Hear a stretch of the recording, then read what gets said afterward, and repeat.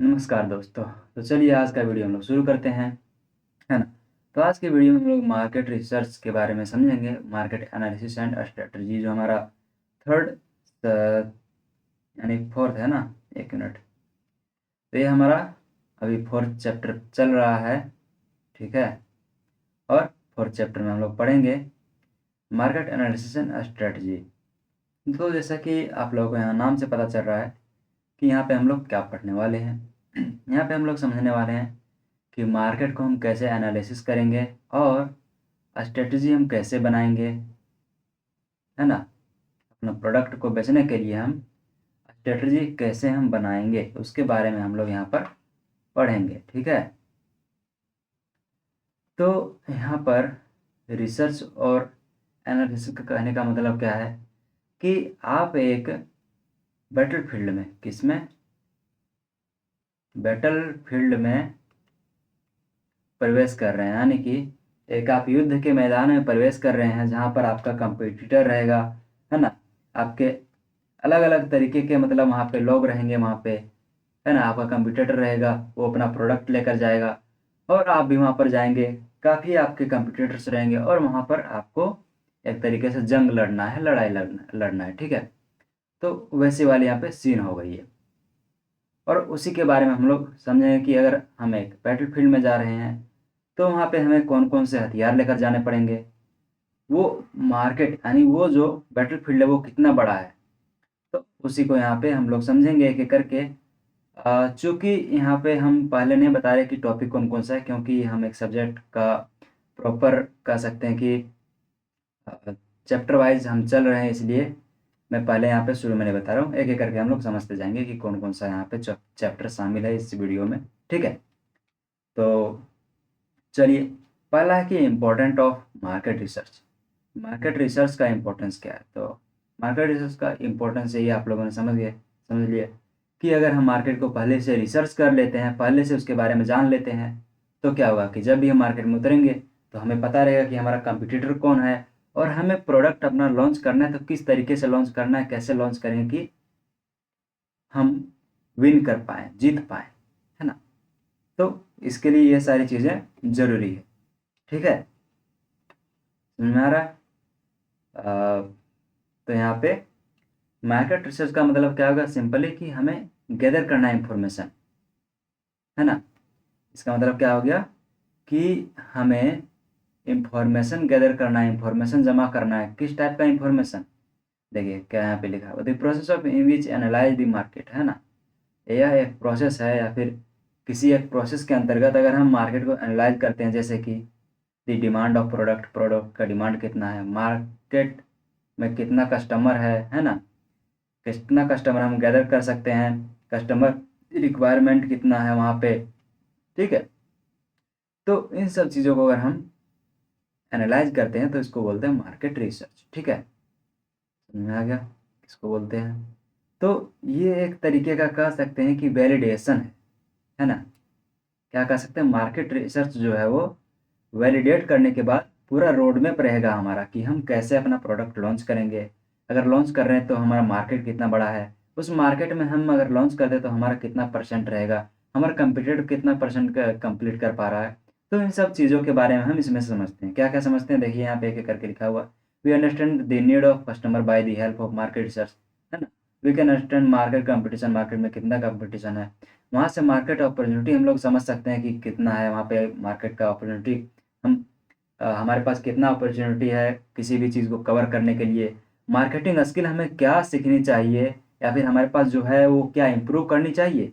तो ये सारी चीज़ें हम लोग वहाँ पे समझते हैं, सीखते हैं, ठीक है। Make a better future plan for the product, अपना प्रोडक्ट को लॉन्च करने से पहले उसका फ्यूचर खुद से पहले बेटर फ्यूचर हम तय कर लेते हैं, प्लान कर लेते हैं, रोड मैप बना लेते हैं अगर हम मार्केट एनालिसिस करते हैं और स्ट्रेटजी को हम लोग समझते हैं, ठीक है। ठीक है। We recognise the real customer and ideal customer, है ना। रियल कस्टमर हमारा कौन है और आइडियल कस्टमर कौन है, इन सभी चीज़ों को हम लोग वहाँ से समझ सकते हैं। Gather better income with market research, अगर मार्केट रिसर्च करते हैं तो क्या होगा, तो वहाँ से हम गैदर कर सकते हैं, यानी कि अच्छा से अच्छा इनकम हम रिवेन्यू जनरेट कर सकते हैं, ठीक है। चलिए, तो नीड की ज़रूरत हमें क्यों पड़ी, समझ में आ गया। इससे क्या होता है कि रिस्क हम लोग को कम से कम मिलेगा, है ना। रिस्क हम लोग का रिडक्शन हो जाएगा, यानी कम से कम हो जाएगा। हम लोग अपना इन्वेस्टर को, यहाँ तक कि हम लोग अपने इन्वेस्टर को, जो भी हमारे पास इन्वेस्टर है, उसे इन्वेस्ट करने के लिए इम्प्रेस कर सकते हैं। क्योंकि इन्वेस्टर क्या देखता है, वो आपका आइडिया नहीं देखता है कि आपका आइडिया कैसा है, आपके आइडिया से पैसा कमाया जा सकता है या नहीं जा सकता है। उसको क्या चीज़ देखना है, तो उसको देखना है कि जो हम जहाँ पर पैसा लगा रहे हैं वो मार्केट कितना बड़ा है। ठीक है, वो मार्केट कितना बड़ा है। मैं देख लेता हूँ थोड़ा वीडियो जो है, क्वालिटी वगैरह सारी चीज़ें ठीक है ना, कोई दिक्कत तो नहीं है, क्योंकि मैं भी दिक्कत हो सकता है ना। सही है, थोड़ा थोड़ा सा, चलिए कोई बात नहीं। ये सही है, फिर ये सही है, मेरे ख्याल से पहले वाला ठीक था, है ना। तो हम लोग एक एक करके समझते चलते हैं। चलिए, तो समझ गए, इन्वेस्टर को हम लोग अगर इम्प्रेस करना चाहते हैं तो भी हम कर सकते हैं। अब हम लोग समझेंगे कि मार्केट रिसर्च हम लोग करते कैसे हैं, और करते अगर हैं तो उसमें से टाइप्स क्या क्या है ना। तो यहाँ पे टाइप्स क्या है, there are two main type of market research. Market research करने के लिए हम लोग दो मेन टाइप्स का यूज़ करते हैं। पहला होता है कि प्राइमरी मार्केट रिसर्च, और दूसरा होता है सेकेंडरी। तो यहाँ पर प्राइमरी और सेकेंडरी का कहने का मतलब क्या है, अभी इन सब वर्ड को छोड़ दीजिए, पहले समझिए प्राइमरी और सेकेंडरी को।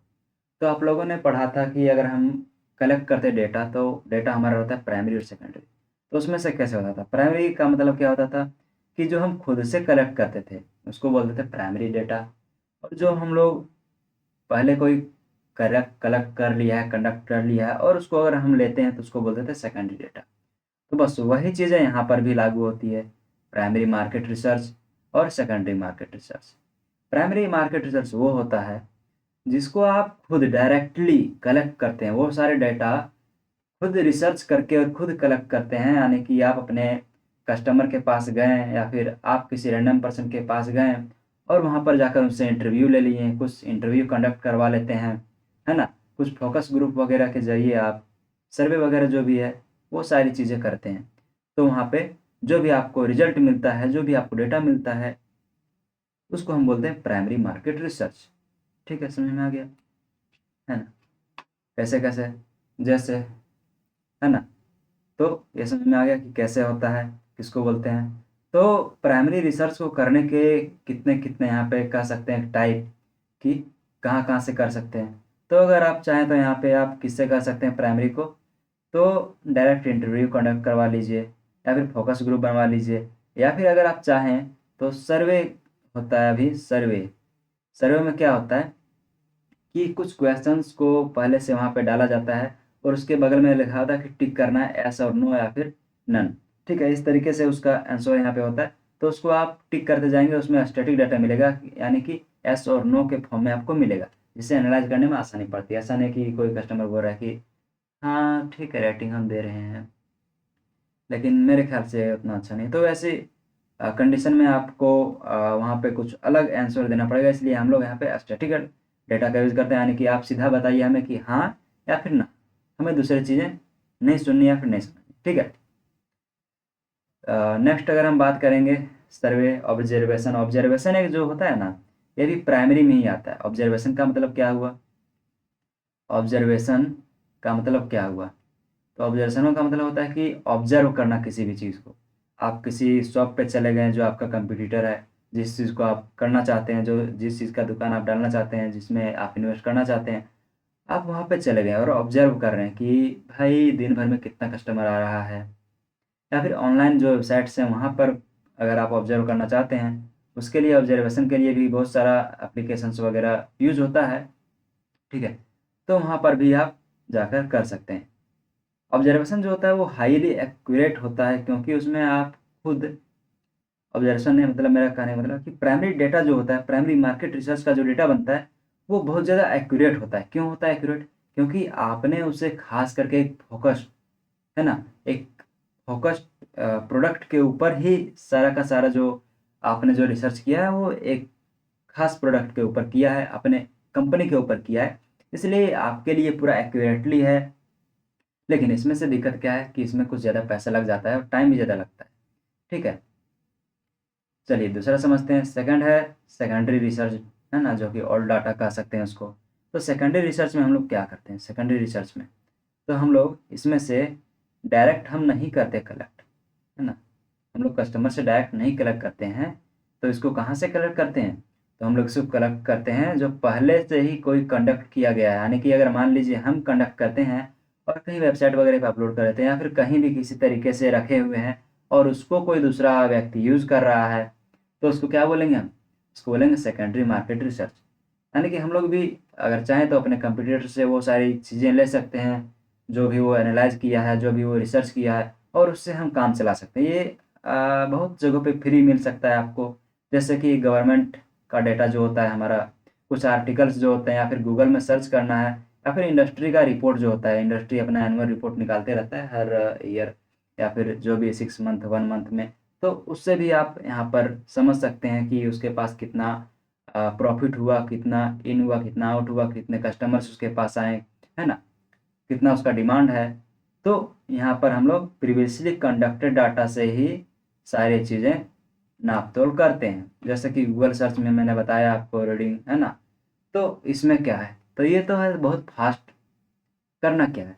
बस एक बार क्लिक कीजिए यूट्यूब में, गूगल में, या फिर किसी भी इंडस्ट्री रिपोर्ट वगैरह गवर्नमेंट डाटा में, जो पहले जनरेट किया गया हो पीडीएफ फाइल में सर्च कीजिए और बस आपके पास आ गया और आप उसे क्या करेंगे?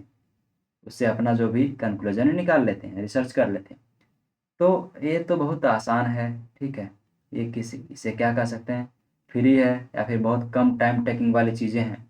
लेकिन ये जो है बहुत ज़्यादा एक्यूरेट नहीं होती है, क्योंकि हो सकता है कि आप जो डेटा देख रहे हैं वो 1 साल 2 साल पहले का है, तो उसके कारण से क्या होता है वहाँ पे कि वो सारी चीज़ें धीरे-धीरे चेंज होते जाती है ना?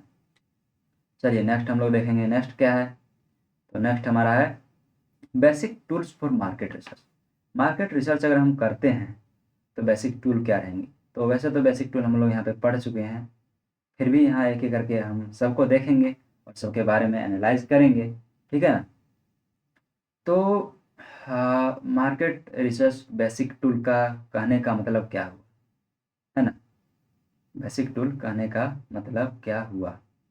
तो बेसिक टूल कहने का मतलब ये होता है कि द मेथड और डिवाइस, डिवाइस भी उसमें कंडक्ट यानी यूज़ हो सकता है, या कुछ मेथड्स। द मेथड और device which is used for market research is known as basic tools for market research. यानी कि मार्केट रिसर्च करने के लिए जो भी टूल हमें रिक्वायर्ड रहेंगी, या फिर मेथड है या फिर वो डिवाइस है, तो उसको हम लोग क्या कहेंगे?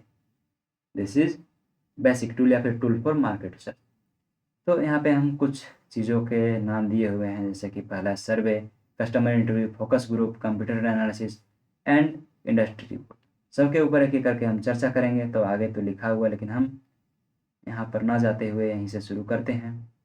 तो पहला है सर्वे। सर्वे मैंने बताया आपको, सर्वे में क्या होता है? ये जो है बहुत बेसिक टूल है, अधिकतर जगह पे इसको यूज़ किया जाता है। कह सकते हैं कि प्राइमरी टूल, ठीक है? तो हमने पहले पीछे पढ़ा कि प्राइमरी टूल में क्या आता है, तो सर्वे आता है। कस्टमर के साथ इंटरव्यू करना, फोकस ग्रुप बनाना, ठीक है? ये तीनों चीज़ें जो हमारी है, वो बेसिक टूल में आती है, ठीक है? This survey ask basic question about product और problem, we collect customer answer and we can conduct survey using online form, phone calls, Google forms. कैसे-कैसे कर सकते हैं? गूगल फॉर्म से, है ना? फ़ोन कॉल से कॉल करके बात कर सकते हैं एक-एक करके, ठीक है? या फिर ऑनलाइन फॉर्म्स जो हम लोग अभी भरते हैं, जैसे कि अभी हम लोग प्लेसमेंट वाला जो भर रहे हैं, आप लोग भर रहे हैं, काफ़ी सारा मैंने व्हाट्सएप में डाला हुआ है कि कौन-कौन सी कंपनी यहाँ पे धनबाद में या फिर अलग जगह पे आ रही है, जो कि झारखंड के अंदर बेनिफिट रहने वाली है। तो कंपनी के नाम्स वगैरह मैंने डाले हुए हैं, तो वहाँ पे जाके गूगल फॉर्म आप भर सकते हैं, ठीक है? सर्वे फॉर्म भर सकते हैं। तो उसी तरीके से यहाँ पे हम लोग कह सकते हैं कि हम लोग से वो डाटा भी कलेक्ट कर रहा है, जो कंपनीज़ है, वो हमसे डाटा कलेक्ट कर रहा है कि कौन-कौन एलिजिबल है, उनके नंबर, है ना, ईमेल आईडी, नाम्स वगैरह, एलिजिबिलिटी वगैरह सारी चीज़ें वो कंडक्ट कर रहे हैं, और उसके बाद वो फिर फाइनल अपन डिसीजन लेगा। तो वही चीज़ें यहाँ पे हम लोग करते हैं। कैसे-कैसे करेंगे? Basic tool for market research. एक तरह से कह सकते हैं कंपनी भी मार्केट रिसर्च कर रही है ना? तो वो अपना टाइम टाइम टू करवाते रहती है, ठीक है?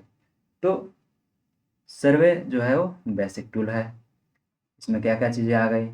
यहाँ पे गूगल फॉर्म जिस तरह से है, उसी तरह हम लोग का सर्वे मंकी भी होता है, जो कि फ्री होता है, फिर दोनों होता है, प्रीमियम कह सकते हैं, यानी कि फ्री भी होता है, प्रीमियम भी होता है।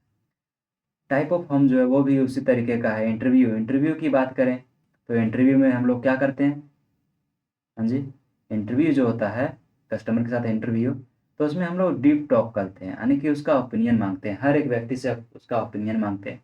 ये बात अलग है कि वो हमें इंटरव्यू के दौरान अपना ओपिनियन सही से दे रहा नहीं दे रहा है, किसी फैक्टर के कारण से वो हो सकता है कि फ्लक्चुएट करे, उसका आंसर जो है वो जो सोचता है उससे चेंज हो, ये अलग की बात है। लेकिन हम लोग कैसे करते हैं, तो in a customer interview we ask question to the customer about their personal opinion and ask to product rating after its usage। तो अगर आपने प्रोडक्ट लॉन्च कर दिया है तो उसके बाद आप प्रोडक्ट का रेटिंग भी पूछ सकते हैं, या फिर जो प्रोडक्ट पहले से यूज़ हो रहा है, आपके कंप्यूटर जो यूज़ कर रहे हैं उसका रेटिंग आप मान सकते हैं कि वहाँ पे आपको क्या दिक्कतें आती है। जैसे कि आपने देखा हो कि बहुत बार आप अगर ऑनलाइन परचेज़ करते हैं सामान को, तो वहाँ पे दिया होता है कि भाई आप ऑप्शन में कि आप उस सामान का रेटिंग दीजिए। तो रेटिंग से एक तरीके से कह सकते हैं कि कस्टमर से वो एक तरीके से क्या कर रहा है कि इंटरव्यू ले रहा है, या फिर कस्टमर से उसका ओपिनियन ले रहा है, ताकि अपना जो भी है एनालिसिस वो क्लियर कट कर सके और अपना प्रोडक्ट को 5 स्टार रेटिंग में भी दिखा सके, है ना। तो वो सारी चीज़ होती है। अब after knowing customer review requirement and make some decision, कुछ डिसीजन वगैरह अपना ले सकते हैं जब आप इंटरव्यू लेते हैं। तो इंटरव्यू लेने के लिए हम लोग क्या क्या चीज़ें यूज़ करते हैं, है ना। तो जूम जो होता है, गूगल मीटिंग, जूम, ठीक है, गूगल मीटिंग के लिए हो गया। कुछ और प्लेटफॉर्म्स है, ओटर करके आता है, ओटर आई, है ना, नोशन आता है, नोटिस, सब चीज़ें उसमें से आती है। फिर आता है ऑब्जर्वेशन, ऑब्जर्वेशन है, फोकस ग्रुप, है ना। तो फोकस ग्रुप और ऑब्जर्वेशन कह सकते हैं लगभग लगभग सेम होता है। इसमें से क्या होता है फोकस ग्रुप में, फोकस ग्रुप में कुछ लोग होते हैं, क्या होता है, कुछ लोग वहाँ पर होते हैं, कुछ लोग आने की एक ग्रुप होते हैं, एक ग्रुप। चलिए, तो फोकस ग्रुप में क्या होता है कि वहाँ पे लोग होते हैं, कुछ व्यक्ति होते हैं जो कि ऑब्जर्व करते हैं, आने की कह सकते हैं कि वो रिसर्च करते हैं, मिलकर बैठकर उस चीज़ के ऊपर, यानी जो आप प्रोडक्ट दिए हुए हैं उसके ऊपर ही चर्चा करते हैं, डिबेट करते हैं, ठीक है। और जो भी मार्केट में सारी चीज़ें हैं वो इन्फॉर्मेशन वहाँ पर दी जाती है, यानी कि कह सकते हैं कि एक ग्रुप बनाते हैं और उसको बोला जाता है कि आप रिसर्च कीजिए उसके बारे में, उस प्रोडक्ट के बारे में, कहाँ किस तरीके यूज़ होता है। उसके बाद फिर एक डिबेट वाली जो होती है सीन क्रिएट की जाती है, और वहाँ पर सारी चीज़ें नोट की जाती है, उसकी खासियत क्या है, वो कहाँ बिक रहा है, कैसे बिक रहा है, या फिर उसमें क्या दिक्कतें आ रही है, क्या हमें चेंज करने की ज़रूरत है, कस्टमर उसमें रिव्यू कैसे दे रहे हैं। तो वो सारी चीज़ें फोकस ग्रुप के द्वारा भी हम लोग यहाँ पर काम करवा सकते हैं या फिर एनालिसिस कर सकते हैं। नेक्स्ट है कंप्यूटर एनालिसिस। कंप्यूटर एनालिसिस जो होता है वो सेकेंडरी डेटा में आता है, फिर सेकेंडरी कह सकते हैं, क्या कह सकते हैं, सेकेंडरी मार्केट रिसर्च इसको कह सकते हैं, ठीक है। सेकेंडरी मार्केट रिसर्च कर सकते हैं, क्योंकि ये जो है कंप्यूटर एनालिसिस वो कैसे करते हैं हम लोग, तो कंप्यूटर से, जो भी कंप्यूटर हमारा है उससे हम लोग डेटा लेते हैं। वो जो भी पहले सेल कर चुका है, जो भी बाय कर चुका है, जो भी कमा चुका है, वो सारी चीज़ें उसके पास कवर रहती हैं, या फिर वो कहीं पब्लिक किया हुआ होता है तो पब्लिश किया हुआ होता है, तो वो सारी चीज़ें आप वहाँ से ले सकते हैं, या फिर अधिकतर चीज़ें आपको मिल जाएँगी आपके कंप्यूटर के हिसाब से, है ना। आप जो प्रोडक्ट सेल करना चाहते हैं उसके हिसाब से, तो जब हम वो चीज़ें जान जाएँगे, है ना, कंप्यूटर एनालिसिस, उसके बाद हम यहाँ पे अपनी चीज़ें कर सकते हैं, ठीक है। तो कंप्यूटर को देखने के लिए या फिर कंप्यूटर को जानने के लिए हम लोग क्या-क्या करते हैं। तो कुछ वेब्स हैं जैसे कि सिमिलर वेब्स, है ना? सिमिलर क्या है? सिमिलियर वेब, राइटिंग यहाँ तो मेरा सही से आएगा नहीं। सिमिलियर वेब जो है ये भी प्रोवाइड करवाता है। फिर फेसबुक जो है, फेसबुक में भी एक यहाँ पे कंटेंट टाइप में देता है, ऐड लाइब्रेरी करके। तो यहाँ पर हम लोग जाकर देख सकते हैं अपने कंप्यूटर को, है ना। सोशल मीडिया जो हमारा है फेसबुक वगैरह, तो वहाँ पर भी हम देख सकते हैं कि कितने लोग उसको चाहते हैं, कितने लोग उसे लाइक कर रहे हैं, या फिर कितना वो सेल कर रहा है ना, कितना उसके पास रिएक्शन आ रहा है उस प्रोडक्ट के हिसाब से, ठीक है। तो वहाँ पर भी हम लोग जाकर देख सकते हैं, ठीक है। इंडस्ट्री रिपोर्ट तो आप लोग समझ गए।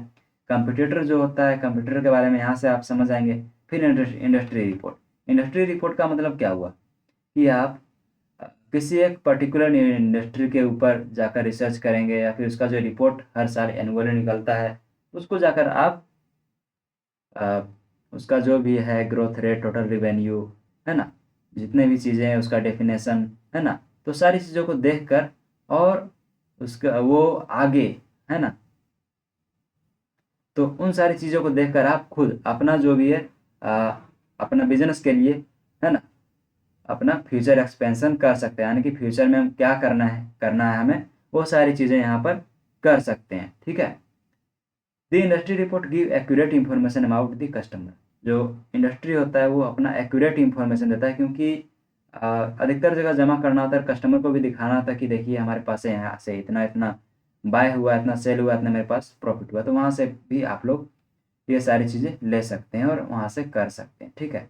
बहुत सारी चीज़ें यहाँ पे आपको मिल जाएंगी जहाँ से इंडस्ट्री रिपोर्ट मिलेगी, जैसे कि गवर्नमेंट वेबसाइट कुछ है ना, IBEF, Indian brand equity foundation, यहाँ पर बहुत सारे जो आप कह सकते हैं कि इंडस्ट्री रिपोर्ट यहाँ पे पब्लिश होता है और यहाँ पे मिल जाएगा आपको।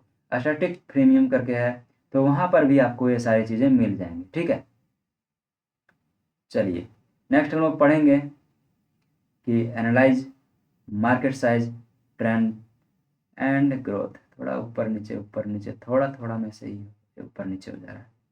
मार्केट के बारे में हम लोग पढ़ेंगे कि ये मार्केट साइज क्या है, और थोड़ा सा ऊपर हो जाओ, थोड़ा सा नीचे, हाँ सही है भी। तो analysing market size and trend and growth potential. सबसे पहले हम लोग समझते हैं यहाँ पे मार्केट साइज क्या होता है ना। मार्केट साइज क्या होता है? मार्केट साइज का मतलब साइज से ही पता चल रहा है कि मार्केट का साइज कितना है, मार्केट कितना बड़ा है, हाउ एज ए लॉन्ग। तो यहाँ पर मार्केट साइज को समझने के लिए हम लोग किस चीज़ को यूज़ करते हैं? मार्केट साइज को समझने के लिए हम लोग एक ऑनियन मॉडल को हम लोग यहाँ पे इम्प्लीमेंट करते हैं या फिर उसके द्वारा समझते हैं, इसमें से किस तरीके से रहता है, टर्म सम सोम, सबका यहाँ पे डेफिनेशन दिया, तो एक करके समझेंगे।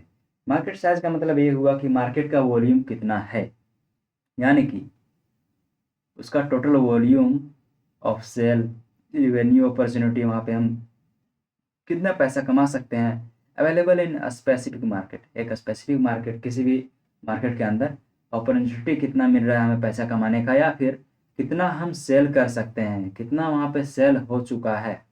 तो इन सब चीज़ों को हम लोग क्या कहते हैं, मार्केट का साइज कहते हैं। The calculation of market size done by using broad industry report and breaking it down, है ना। ब्रॉड इंडस्ट्री जो होता है, यानी बड़े बड़े इंडस्ट्रीज होते हैं, उसके रिपोर्ट से हम लोग उसे कैलकुलेट कर सकते हैं, डिनोट कर सकते हैं, या फिर उसको छोटे छोटे भाग में तोड़कर। तो क्या यहाँ पे बता रहा है कि accurately define the market size. हम लोग क्या करते हैं, किस चीज़ का यूज़ करते हैं, तो ये चेकलिस्ट के ऐसा होता है। चेकलिस्ट का मतलब क्या होता है कि चेक करते जाइए, यानी कि कहाँ पे किस तरीके से, तो उस तरीके से। चलिए एक एक करके समझेंगे हम लोग। टाम, शाम और सोम। ठीक है। तो ऑनियन आपने देखा है, ऑनियन कैसा होता है, उसी तरह का हमारा मार्केट का साइज भी होता है। ठीक है। ऑनियन कैसा होता है, ऑनियन होता है इतना बड़ा सा। ठीक है। अब उसको जैसे आप पील आउट करते हैं, यानी कि छीलते जाते हैं, तो पहला छिलका निकालेंगे थोड़ा छोटा होता है, फिर एक और छिलका निकालेंगे थोड़ा और छोटा होता है, एक और छिलका निकालते हैं, छिलका तो एक थोड़ा और छोटा होता है, और एक और निकालते हैं छिलका तो और छोटा हो जाता है। मतलब जितना आप उसको छीलते जाते हैं, जितना पील आउट करते जाते हैं, उतना वो छोटा होते जाता है। तो इसी तरह इसका भी साइज घटता जाता है और कर सकते हैं बढ़ता जाता है ना। मार्केट का साइज उसी तरह से हम लोग डिनोट भी करते हैं। जैसे कि यहाँ पे पहला है टोटल, क्या है, टर्म। ये है सबसे पहला ऊपर वाला कवर, यानी कि देखने में सबसे बड़ा लगता है, लगता तो है कि बहुत बड़ा है भाई, है ना। इसमें अगर इन्वेस्ट कर लेते हैं हम तो राजा बन जाएंगे। लेकिन रियलिटी कुछ और है। जैसे पत्ता गोभी वाला सीन है ना। वो कहानी तो आप लोगों ने सुना होगा ना, कि एक व्यक्ति पत्ता गोभी लेके आता है मार्केट से बनाने के लिए सब्जी, तो क्या करता है कि उसका पत्ता जो है वो खोलते जाता है ना। खोलते खोलते लास्ट में कुछ बचता नहीं है, बोलता है भाई मैंने तो पत्ता गोभी खोल लिया पूरा, लेकिन कुछ निकला ही नहीं सब्जी बनाने के लिए। फिर एक और जो सीन सुना होगा आप लोगों ने, चुटकुला जिसे कहते हैं, तो क्या होता है, आलू और पत्ता गोभी का सुहागरात। ठीक है, इसको अच्छे से समझ लीजिएगा। छोड़िए हम मुद्दों पे बात नहीं करते हैं, थोड़ा मुद्दा से हम डिस्ट्रैक्ट है ना, डिस्ट्रैक्ट हो गए थे। चलिए, तो ऑनियन वाला चीज़ आप लोग समझ गए, तो उसी तरह यहाँ पर भी होता है total available market. Total available market का मतलब क्या होता है कि हम किसी चीज़ को, यानी कि मान लीजिए आप क्या करते हैं, एक ईवी बाइक बनाते हैं और उसको लॉन्च करते हैं। तो लॉन्च करते हैं तो क्या है कि लॉन्च करते हैं तो उसको कौन कौन खरीद सकता है। तो खरीदने के लिए भाई भारत में, इंडिया में या फिर वर्ल्ड में कोई भी तो खरीद सकता है। क्यों खरीद सकता है? क्योंकि वो उसको ज़रूरत है, वो उसको चाहता है, पसंद करता है। तो पसंद करता है तो वो खरीद लेगा, खरीद सकता है। हम बात यहाँ पे कर रहे हैं सिर्फ किस चीज़ के बारे में, कि पूरे यूनिवर्स में कोई भी खरीद सकता है, उसका एक ड्रीम बाइक हो सकता है। लेकिन लेकिन रियलिटी जो होता है, रियलिटी वो क्या होता है? रियलिटी में क्या सब कोई खरीदते हैं? नहीं खरीदते हैं। तो वही जस्ट होता है, यानी कि मार्केट टर्म का मतलब क्या होता है? टर्म का मतलब होता है टोटल अवेलेबल मार्केट, या फिर टोटल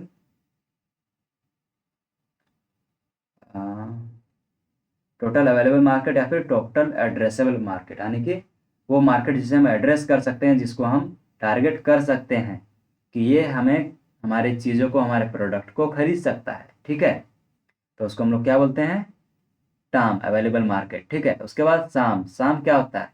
तो सर्विसेबल अवेलेबल मार्केट, यानी वो मार्केट जिसे हम सर्विस दे सकते हैं। जैसे कहने का मतलब क्या हुआ कि हम सर्विस तो दे सकते हैं, लेकिन कहाँ कहाँ पर दे सकते हैं? मेट्रो सिटीज़ में दे सकते हैं। कहाँ कहाँ पर दे सकते हैं? तो हम कहाँ दे सकते हैं? मेट्रो सिटीज़ में दे सकते हैं। क्यों, मैं ऐसा क्यों बोल रहा हूँ? क्योंकि आप अगर गांव में ले जाकर देते हैं तो आपका ईवी बाइक जो है उसका चार्जिंग स्टेशन नहीं मिलेगा। भाई जब चार्जिंग स्टेशन नहीं मिलेगा तो वही हो जाएगा कि भाई हम लोकल यूज़ के लिए हम ले रहे हैं उस ईवी बाइक को, है ना। अगर आप घर से निकलते हैं और उसका रेंज तो ज़्यादा होता नहीं है, 10 किलोमीटर या फिर 50 किलोमीटर तक जाता है। तो 50 किलोमीटर के बाद अगर हमारा बाइक बंद हो जाता है तो हम क्या करेंगे? हम चार्ज कहाँ से करेंगे? तो उसके लिए हम लोग क्या करते हैं? तो उसके लिए हमें ईवी का पॉइंट लगाना पड़ता है, यानी कि चार्जिंग पॉइंट लगाना पड़ता है, इंस्टॉल करना पड़ता है। तभी तो हमारा बिकेगा ना प्रोडक्ट, है ना। तभी तो लोगों का, पब्लिक का जो भी है चीज़ें वो सोल्व हो पाएंगी। जैसे कि पेट्रोल वाली कार्स जो है, पेट्रोल वाली जितने भी हमारी अ, कार हैं या फिर बड़े बड़े बाइक हैं, छोटे बाइक हैं, तो उनके लिए क्या पेट्रोल पंप है, ताकि हर एक जगह पे पेट्रोल अवेलेबल हो सके, है ना। तभी तो लोग पेट्रोल वाली बाइक खरीदते हैं। तो वही बात यहाँ पर भी हो गई, है ना। तो इसका मतलब क्या हो गया कि सर्विसेबल अवेलेबल मार्केट, यानी कि वो मार्केट जहाँ पर हम सर्विस दे सकते हैं, है ना। टोटल अवेलेबल मार्केट मतलब कि जहाँ पर लोग खरीद सकते हैं। खरीदने के लिए तो कोई भी खरीद सकता है ना। इच्छा तो किसी के मन में जाहिर हो सकता है, तो वो हमारा हो गया टोटल अवेलेबल मार्केट टर्म का मतलब सर्विसेबल, है ना, जहाँ पे सर्विस हम दे सकते हैं, है ना।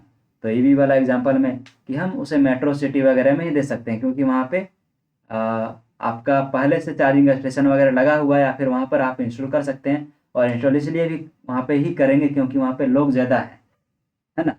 वॉल्यूम जो है वो ज़्यादा है, कॉन्सेंट्रेशन ज़्यादा है, तो वहाँ पे आप ज़्यादा फायदा कमाएंगे। उसके बाद आता है सर्विसेबल ऑब्टेनेबल मार्केट, है ना। वो मार्केट जिसे आप टारगेट करते हैं, या फिर वो मार्केट जो आपका प्रोडक्ट खरीदेगा, आपका प्रोडक्ट, ना कि आपके कंपटीटर का, है ना। वो मार्केट जो आपका प्रोडक्ट खरीदेगा, ना कि आपके कंपटीटर का। यानी कि अगर आप कुछ, जितने भी मान लीजिए कि आप सर्विसेबल अवेलेबल मार्केट, यानी जो भी जितने भी मार्केट में व्यक्ति हैं, जितने भी उस मार्केट में व्यक्ति हैं, या फिर जितने व्यक्ति हैं आपने यहाँ पे कैटेगराइज किया, वो खरीद तो लेंगे, लेकिन हो सकता है आपसे ना खरीदें। क्यों? क्योंकि आपके कंपटीटर भी है। तो आप जो पहला 2 या 3 साल में जितना भी कैप्चर करना चाहते हैं, जितने परसेंटेज हो सकता है, वो यहाँ पे आपका सॉम में आता है, सर्विसेबल ऑप्टेबल मार्केट। यानी कि आप कितने उसका परसेंट को आप खुद ऑप्टेन कर पाते हैं, यानी कि आप उसे सर्विस दे पाएंगे। तो समझ में आ गया? यानी कि जैसे जैसे मान लीजिए कि ये हमारा ये पूरा 100% ऑनियन था, पहले देखने में ऊपर से तो लग रहा था बाप रे बाप, है ना, ये कितना बड़ा है ना। तो जैसे जैसे हम उसको पील आउट करते गए, छिलते गए, यानी कि उसको कह सकते हैं एलिमेंट करते गए, तो वैसे वैसे ये ख़त्म होते गया। जैसे पहले 100 था तो यहाँ से 50% आ गया, अब 50% से ये घटकर कितना आ गया, 5%। तो क्या हो गया भाई, खोदा पहाड़ निकली चूहिया, वही वाला सीन यहाँ पे भी हो गया। तो इसको हम ऑनियन मॉडल कहते हैं, टर्म सम और सम, इसको थोड़े अच्छे से समझ लीजिएगा क्योंकि आने के चांसेस है ना एग्ज़ाम में हैं। और एग्ज़ाम से मुझे याद आया कि आप लोग एग्ज़ाम का तैयारी अच्छे से तरीके से कर रहे होंगे। इंडस्ट्रियल ऑटोमेशन का तो मैंने लगभग 18 से 19 लेक्चर प्रोवाइड करवा दिया है और उसके आगे भी होगा। हो सकता है कि थोड़ा क्वालिटी इशू हो सकता है उस समय, क्योंकि वीडियो बनाने में थोड़ा जल्दीबाजी कर सकते हैं, क्योंकि एग्ज़ाम तो 28 से ही है। तो इसका आज 4 चैप्टर कंप्लीट हो रहा है, 2 दिन में 6 चैप्टर कंप्लीट, यानी कि पूरा सब्जेक्ट कंप्लीट, और इसका पीडीएफ भी आप लोगों को मिल जाएगा, है ना। तो अच्छे से तैयारी कीजिए और अपने दोस्त लोगों को भी अच्छे से तैयारी करने दीजिए, क्योंकि ये कोई कंपटीशन का आप एग्ज़ाम नहीं दे रहे हैं, यहाँ पे आप और अपने दोस्तों को साथ लेकर चल सकते हैं, है ना, ताकि अच्छे से अच्छे मार्क्स ला सकते हैं। इसलिए अपने दोस्तों को भी रेफ़र करें, शेयर करें। ओके, समझ में आ गया। व्हेन डिमांड इज़ मोर, क्या है, डिमांड जब बढ़ेगा तो मार्केट साइज़ भी बड़ा होगा, और when demand decrease then market size भी डिक्रीज। ये आपका आ जाएगा मार्केट किसमें आएगा, आपका ये आएगा ग्रोथ पोटेंशियल में आपका, ठीक है। शायद पॉइंट थोड़ा ऊपर नीचे हो गया, कोई दिक्कत नहीं। It define the number of customer, analyse market size, important before release are product. जब भी आप प्रोडक्ट रिलीज करेंगे तो मार्केट को एनालाइज करना ज़रूरी है। क्यों ज़रूरी है, तो आप समझ गए, है ना। आप अगर युद्ध के मैदान में जा रहे हैं और डायरेक्ट घुस गए, आप एग्ज़ाम देने जा रहे हैं और बिना पढ़े ही, बिना समझे ही अगर कूद गए, तो क्या आपका हाल होगा, समझ में आ रहा है ना। तो इसलिए ये भी कह सकते हैं कि मार्केट रिसर्च, मार्केट एनालाइजेशन भी बिजनेस का एक मेन पार्ट है, उसका मेन हिस्सा है, उसका मेन माइंड है, ब्रेन है, या फिर उसका हार्ट, ऐसे कह सकते हैं। ब्रेन नहीं, हार्ट कह सकते हैं, है ना। अगर ये नहीं करते हैं आप, समझिए कि आपने पूरा होमवर्क करना छोड़ दिया और डायरेक्ट एग्जाम में जाकर बैठ गए हैं। चलिए नेक्स्ट है ट्रेंड। ट्रेंड के बारे में हम लोग समझते हैं। ट्रेंड का मतलब तो आप लोग जानते ही होंगे, पर डे ट्रेंडिंग आते रहती है, कोई ना कोई वीडियोज़, कुछ ना कुछ चीज़ें ट्रेंड आती रहती है। हर एक प्लेटफॉर्म पे, हर एक सोशल मीडिया प्लेटफॉर्म पे आते रहती है, कुछ ना कुछ ट्रेंड करते रहती है। तो उसी तरीके से हम लोग को भी ट्रेंड को ही फॉलो करना है, ताकि हमें अपने जो आप जो भी यहाँ पर 1 मिनट, आप यहाँ पर जो भी खोल रहे हैं बिजनेस वगैरह, जो भी शुरू कर रहे हैं, उसमें जल्दी से जल्दी आप आगे जा सकते हैं। तो यहाँ पे हम एक नदी का एग्जाम्पल लेते हैं। तो ट्रेंड कहने का मतलब क्या हुआ, ट्रेंड कहने का मतलब क्या हुआ, ठीक है। तो अगर यहाँ पे आप एक रिवर का एग्जाम्पल लेते हैं, रिवर, तो रिवर इधर बह रही है ना, रिवर इधर बह रही है, ठीक है। या फिर चलिए रिवर ही लेते हैं, और उसमें आप तैर रहे हैं, आपके तैरने की डायरेक्शन रिवर के जो भी है ना धारा, उसके साथ में चल रही है, ठीक है। तो क्या होगा, अगर आप तैरना जानते हैं तो अच्छी बात है, आप आराम से तैरकर आगे उसके साथ साथ चलते जाएंगे। और अगर आप तैरना नहीं जानते तो भी आप लगभग लगभग उतना अच्छा तैरना जानते, फिर भी आप उसी के साथ ही आगे बढ़ेंगे, ना कि पीछे खिंचाएंगे। लेकिन जब हम इसके अपोजिट फोर्स लगाएंगे, अपोजिटली आगे जाना चाहेंगे, तो मेहनत तो हमारा पूरा रहेगा, लेकिन हम एक ही जगह पे स्टे रह जाएंगे। क्यों, क्योंकि पानी तो बह रहा है और आप उसके अपोजिट जा रहे हैं। तो ये भी मार्केट ट्रेंड का ही एक एग्जांपल हो गया, यानी मार्केट ट्रेंड यहाँ पर भी ऐसे ही काम करता है कि आपको मार्केट ट्रेंड के साथ हमेशा जाना चाहिए। मार्केट ट्रेंड को आप ऐसे समझ सकते हैं कि मार्केट में आखिर चल क्या रहा है, उसको डिनोट करने के लिए, आखिर जानने के लिए मार्केट में ट्रेंड चल रहा है क्या, उसको जानने के लिए क्या करना होगा।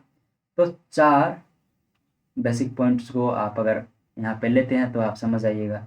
तो पहला पॉलिटिकल, यानी कि हो सकता है कि गवर्नमेंट किस चीज़ को सपोर्ट कर रहा है ना। गवर्नमेंट प्रतिदिन या फिर क्या किस चीज़ को सपोर्ट कर रहा है, अगर आप उसके साथ चलते हैं, उसके साथ अपना बिजनेस चलाते हैं, ठीक है।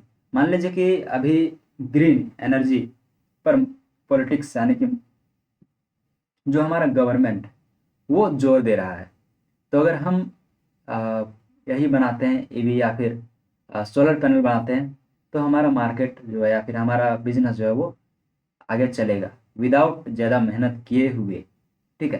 तो इसको हम लोग ट्रेंड करते हैं। फिर इसी तरह इकोनॉमिक, अगर आप इकोनॉमिक को देखते हैं, ठीक है, आने की इकोनॉमिक कहने का मतलब यहाँ पे ये हुआ कि पीपल के पास कितना पैसा है, वो क्या कर रहा है, क्या वो ज़्यादा खर्चा कर पा रहा है। तो इकोनॉमी को देखकर आप समझ सकते हैं कि ट्रेंड हमारा किधर जा रहा है ना। ज़्यादा पैसा वाला है, महंगा आइटम बनाने की ज़रूरत है कि सस्ता आइटम बनाने की ज़रूरत है, अफोर्ड कर पाएगा। फिर सोशल मीडिया, फिर सोशल अपने आसपास में देख सकते हैं कि भाई किस चीज़ को लोग एलिमिनेट कर रहे हैं। जैसे कि अभी हम बात करते हैं इसके बारे में, तो लोग एलिमिनेट करते हैं किस चीज़ को, पेट्रोल वाले गाड़ी को या फिर डीजल वाले गाड़ी को। क्यों? क्योंकि उससे ज़्यादा धुआं वगैरह, पोल्यूशन वगैरह होता है। तो लोग भी जाना चाह रहे हैं किस चीज़ के ऊपर, कि चलो हम ग्रीन एनर्जी के ऊपर जाते हैं। तो यहाँ पे आपका सोशल हो गया, इन चीज़ों से आप पहचान सकते हैं। फिर टेक्नोलॉजी हो गया, टेक्नोलॉजी पर डे कहाँ जा रही है, टेक्नोलॉजिकल जो भी चीज़ें हैं वो टेक्नोलॉजी पर डे कहाँ जा रही है ना। नया नया जॉब जो है वो कहाँ पर आ रही है, जैसे कि भी एआई का फीचर आ गया, तो एआई सभी को यूज़ कर रहे हैं। ये चीज़ें हो गई, कैसे हम पहचानेंगे। अब यहाँ पे हम बात करते हैं कि टाइप्स ना, टाइप्स किस तरीके से हो सकती है। तो कुछ टाइप्स यानी कि कुछ जो ट्रेंड होते हैं वो सेक्युलर होते हैं, यानी सीधे एकदम लंबे समय तक चलते रहते हैं। कुछ होते हैं साइक्लिक, यानी कि एक बार आया फिर चला गया, फिर आया चला गया। और कुछ होता है कि सेशनल, यानी कि साइक्लिक का मतलब कि एक बार आया शॉर्ट टर्म के लिए और चला गया, ठीक है। सीजनल मतलब कि वो एक खास सीजन में आता है। जैसे कि सर्दियों के दिन में क्या आता है, किस चीज़ का ट्रेंड आता है, तो सर्दियों के दिन में आप देखते हैं कि गर्म कपड़े मिलने लगते हैं, तो वो भी एक ट्रेंड कह सकते हैं, है ना। तो लोग देखते होंगे कि बहुत सारे लोग हैं, जैसे खास कर कपड़ा वाला दुकान, तो सर्दी में क्या करता है, तो वो सर्दी वाले सभी सारे का सारे सामान मंगवा लेते हैं, तो उनका ज़्यादा से ज़्यादा बिक्री होता है। तो वो भी ट्रेंड के साथ चल रहे हैं, ठीक है ना। कुछ ज़्यादा टाइम तो नहीं हो गया ना, मैं भी हो सकता है कि कुछ ज़्यादा टाइम रिकॉर्डिंग में हो गया हो। फिर है ग्रोथ पोटेंशियल, इससे क्या क्या फ़ायदे हैं ट्रेंड से, अच्छा कैसे कैसे जानेंगे इसके, ये सारी चीज़ें यहाँ पे लिखी हुई हैं, ठीक है। एक अगर पढ़ लीजिएगा, हम समझाते हुए जा रहे हैं। यहाँ पर जो भी चीज़ें हैं उस पे मैं ज़्यादा ध्यान नहीं दे रहा हूँ, ठीक है। नेक्स्ट है ग्रोथ पोटेंशियल। ग्रोथ पोटेंशियल क्या होता है? This is a method to know future value of the market. Market को आप पारदर्शिता से, यानी कि एकदम क्रिस्टल क्लियर तरीके से देख सकते हैं। एक ऐसा मेथड है ये ग्रोथ पोटेंशियल, जो क्रिस्टल बॉल की तरह क्रिस्टल क्लियर दिखाई देगा आपको मार्केट, उसमें से मार्केट का फ्यूचर, कि आगे मार्केट जाकर आगे क्या करने वाला है, ठीक है। उसके बारे में यहाँ पे हम लोग समझेंगे। It's calculate the investment value of future और ओवर आ स्पेसिफाइड टाइम पीरियड। एक खास टाइम पीरियड के अंदर देखता है कि कितना इन्वेस्टमेंट वगैरह किया गया है, कितना क्या चीज़ किया गया है ना। उस चीज़ को यहाँ पे देखकर उससे कैलकुलेट किया जाता है। फॉर कैलकुलेशन कुछ मेथड यूज़ किए जाते हैं, जैसे कि एनुअल ग्रोथ रेट, इसको एनुअल ग्रोथ रेट कह सकते हैं, रेट कह सकते हैं, या फिर कह सकते हैं CAGR, यानी क्या हुआ, हाँ जी, कंपाउंड एनुअल ग्रोथ रेट। इसमें से देखा जाता है कि हमारा जो भी एक साल में कितना उसका ग्रोथ रेट बन रहा है, यानी कि पिछले साल से कंपैरिजन किया जाता है, पिछले साल से फाइनेंशियल जो भी चीज़ें थी उससे कंपैरिजन किया जाता है कि हमारा बिजनेस जो है डेवलप कितना हुआ, ठीक है। उससे यहाँ पे पता लगाया था कि जो ये जो बिजनेस है वो कितना ग्रोथ करेगा। या फिर अगर आप दूसरे के बिजनेस से भी एनालाइज कर रहे हैं, तो वहाँ पर भी आप इस चीज़ को एनुअल रिपोर्ट से आप यहाँ पर समझ सकते हैं कि हमारा जो भी है वो कितना, है ना, ग्रो कर रहा है। जैसे कि कुछ चीज़ों से यहाँ पर फ्यूचर प्रूफिंग भी हम लोग कर सकते हैं। जैसे कि क्या है, ये तो हो गया पहला मेथड, क्या कि एनुअल ग्रोथ रेट से हम लोग निकाल सकते हैं। कुछ चीज़ें ऐसी भी होती हैं जिनमें से देख सकते हैं हम लोग कि वो चीज़ आगे बिकेंगी या नहीं, है ना। अगले 10 साल तक वो उसकी नीड है या नहीं है ना, कह सकते हैं। इसको कहते हैं फ्यूचर प्रूफिंग, ठीक है। ये वाला यहाँ पे नहीं लिखा है, तो मैं यहाँ लिख देता हूँ। ये थोड़ा दिक्कत है हैंड राइटिंग में। फ्यूचर प्रूफिंग, हैंड राइटिंग का मतलब ये है कि जो ये मैं पेन टाइप वगैरह यूज़ कर रहा हूँ, तो इसमें मेरा ज़्यादा मतलब एक्सपीरियंस नहीं है इसको यूज़ करने का, तो सिर्फ मैं अंडरलाइन करने के लिए यूज़ करता हूँ। इस वजह से क्या है कि इतना अच्छा हैंड राइटिंग नहीं बन पाता है, ठीक है ना। चलिए, तो समझ गए कि फ्यूचर प्रूफिंग के द्वारा इसको भी हम लोग यहाँ पे समझ सकते हैं, ऐसे कि कोई प्रोडक्ट हमारा जो है वो आगे 10 साल तक 20 साल तक रहने वाला है ना, काम में आने वाला है। उससे भी हम लोग फ्यूचर के बारे में समझ सकते हैं कि हम जो भी बिजनेस यहाँ पे खड़ा किए हुए हैं वो चलेगा या नहीं चलेगा। तो ये क्या है कि इम्पोर्टेंट है हमारे, अगर डेवलप करते हैं नया बिजनेस तो उसके लिए, कि भाई मान लीजिए कि आज हम सोलर पैनल बना रहे हैं और हमारे साथ कितने कंपनियां खड़ी हैं, यानी कितने कंपटीटर खड़े हैं। और अगर कंपटीटर खड़े हैं तो वो जो मार्केट में जो गैप है, मार्केट में डिमांड है, उस चीज़ को अगर भर देता है तो मार्केट में तो ज़्यादा फायदा रह नहीं जाएगा, है ना। तो उस चीज़ को आप लोग समझ के ग्रोथ पोटेंशियल को अगर आप क्लियरली अगर कैलकुलेट करते हैं तो वहाँ से आपको क्रिस्टल क्लियर आपको समझ में आएगा कि आगे फ्यूचर वैल्यू, जो मार्केट का फ्यूचर वैल्यू है वो कितना होने वाला है ना, मार्केट में स्कोप है भी या नहीं है। उसके बाद हम लोग पढ़ेंगे यहाँ पे कंपटीटर एनालिसिस। कंपटीटर किसको कहते हैं, सबसे पहले ये बात चलेगी आपके दिमाग में। तो कंपटीटर, कंपटीशन, या फिर ये शब्द किस चीज़ से आया है, तो ये शब्द आया है कहाँ से, एक मिनट, हाँ, कंपटीटर जो है, कंपटीटर ये कंपटीशन से आता है।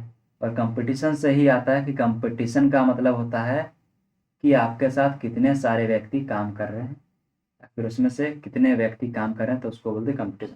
तो कंपटीटर का मतलब कि आपके साथ, है ना, आपके साथ कितने व्यक्ति ऐसे हैं जो आपके जैसा ही, या फिर आप जो काम करना चाहते हैं वही काम वो भी कर रहा है, तो उससे हम लोग बोलते हैं कंपटीटर, ठीक है। ओके, जिसके खिलाफ आप खड़े हो रहे हैं। एनालिसिस का मतलब को समझते हैं, एनालिसिस करना है ना। तो यहाँ पर कंपटीटर को कह सकते हैं एक तरीके से एनिमी, दुश्मन आपका। कंप्यूटर एनालिसिस है vital method in which we can analyze the computer with two method। दो मेथड से हम लोग उसको एनालाइज कर सकते हैं, किससे किससे, identify direct and indirect. Indirect computer है ना, उसको पहले हम पहचानेंगे कि हमारा कंप्यूटर है भी या नहीं है, और अगर है तो कैसे, डायरेक्ट या इनडायरेक्ट। यहाँ आप कह सकते हैं कि कंप्यूटर दो टाइप्स के होते हैं, एक होते हैं डायरेक्ट, एक होते हैं इनडायरेक्ट। तो एक एक करके समझते हैं हम इनडायरेक्ट और डायरेक्ट कंप्यूटर के बारे में कि वो क्या होते हैं। आइडेंटिफिकेशन ऑफ कंप्यूटर हमने पहले बता दिया।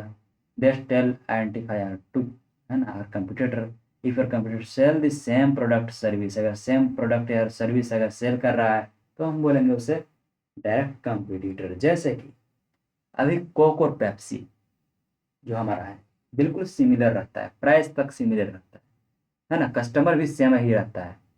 तो दोनों का नाम सिर्फ अलग है, लेकिन दोनों में कोकर, पेप्सी, ओला, उबर, बर्गर किंग, एमसी, डोनाल्ड जो भी है, तो सबका प्रोडक्ट जो है वो सेम है, सर्विस सेम, कस्टमर भी सेम है। यानी कि उसको क्या हम लोग बोलेंगे, डायरेक्ट कंपटीटर। क्या बोलेंगे, डायरेक्ट कंपटीटर बोलेंगे इसको, ठीक है। उसके बाद यहाँ देखते हैं हम लोग इनडायरेक्ट कंपटीटर। इनडायरेक्ट कंपटीटर किसको बोलते हैं, तो वैसे कंपटीटर जो प्रोडक्ट तो सेम नहीं बेच रहा है, क्या है, प्रोडक्ट सेम नहीं बेच रहा है। आप कोई प्रोडक्ट बेच रहे हैं, वो कोई प्रोडक्ट बेच रहा है, लेकिन लेकिन यहाँ पर वो अफेक्ट कर रहा है आप ही के कस्टमर्स को, अफेक्ट कर रहा है, ठीक है।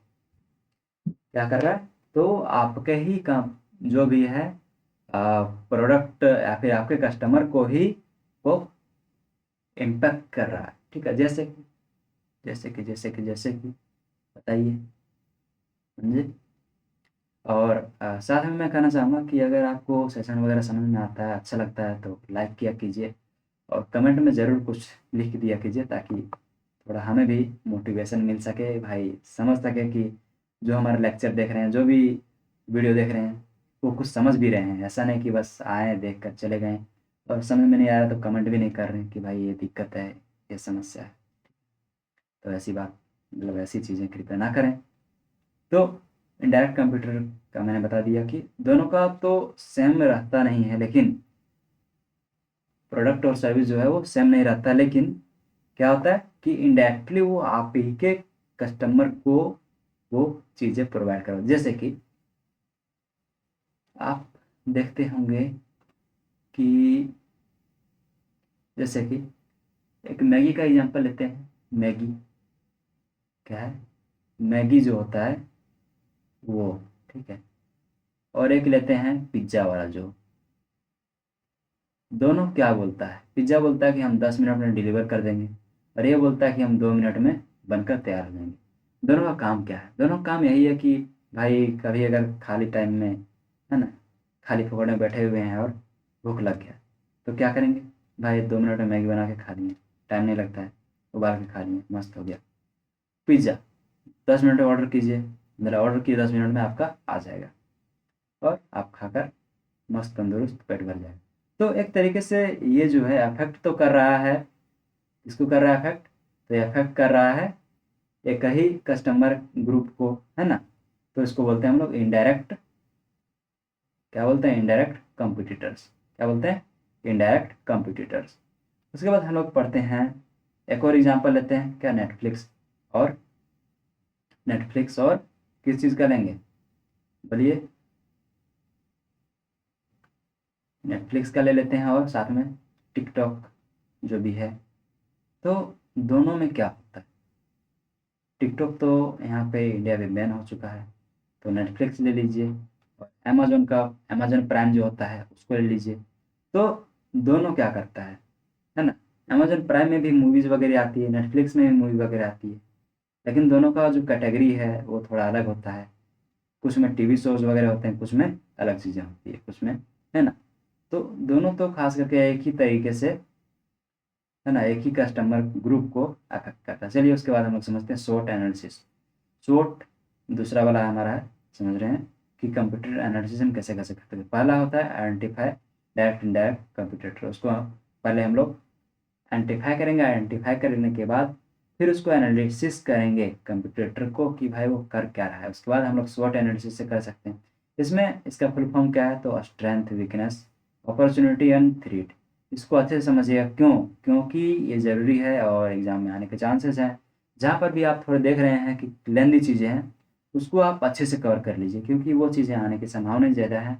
और जहाँ पर देखते हैं आप शॉर्ट फॉर्म, वहाँ पर भी आपको इन सब चीज़ों के ऊपर ध्यान देना ज़रूरी है, ठीक है। तो S for strength, W for weakness, है ना, O for opportunity and T for threat.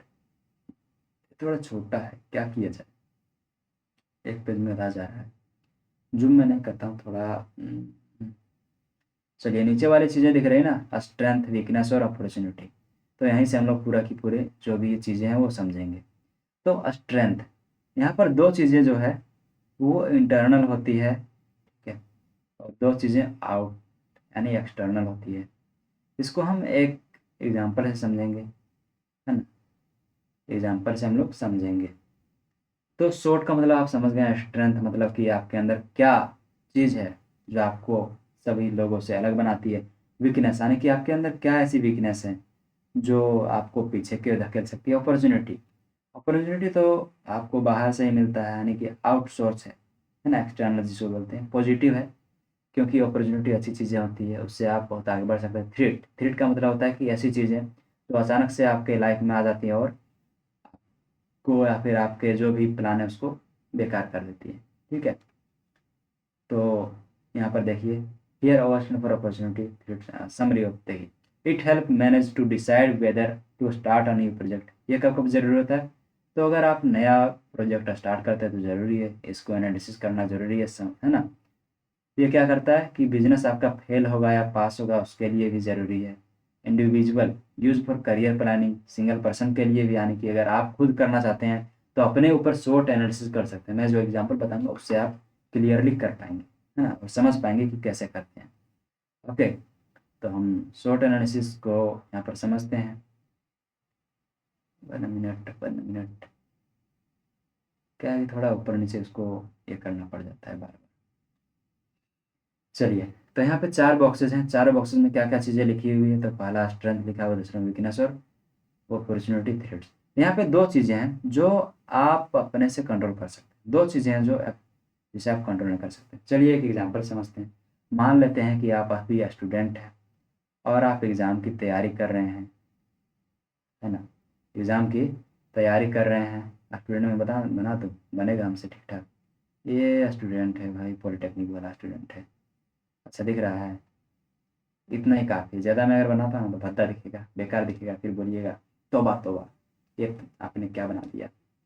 तो चलिए, तो ये हो गया एक स्टूडेंट जो कि प्रिपरेशन कर रहा है।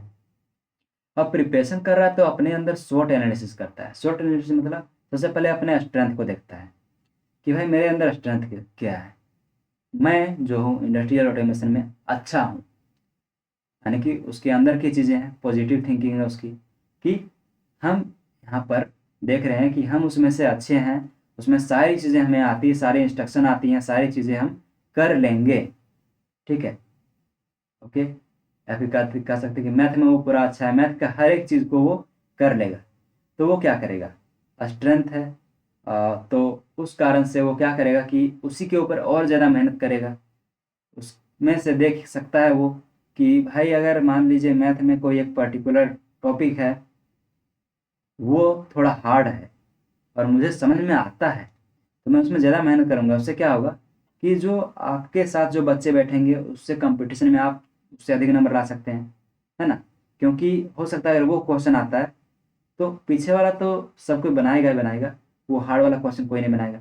तो उससे क्या होगा कि आपके स्ट्रेंथ के कारण से आप ज़्यादा नंबर ला सकते हैं। वीकनेस, वीकनेस में हो सकता है कि आप सुबह देर से उठते हैं, या फिर दूसरे सब्जेक्ट में आपको कुछ समझ में नहीं आ रहा है, तो ये वीकनेस है। इसको, इन दोनों चीज़ को आप खुद से इम्प्रूव कर सकते हैं। अगर मान लीजिए वीकनेस है, यानी कि अगर आप मैथ में अच्छे नहीं हैं, तो उसको आप इम्प्रूव कर सकते हैं। स्ट्रेंथ है, इसको आप चेंज कर सकते हैं। तो इन सब चीज़ को एनालिसिस करने की ज़रूरत पड़ती है जब भी आप क्या करने जाते हैं, जब भी आप बिजनेस करने जाते हैं, या फिर आप खुद अपने के लिए कुछ चीज़ें प्लान करते हैं।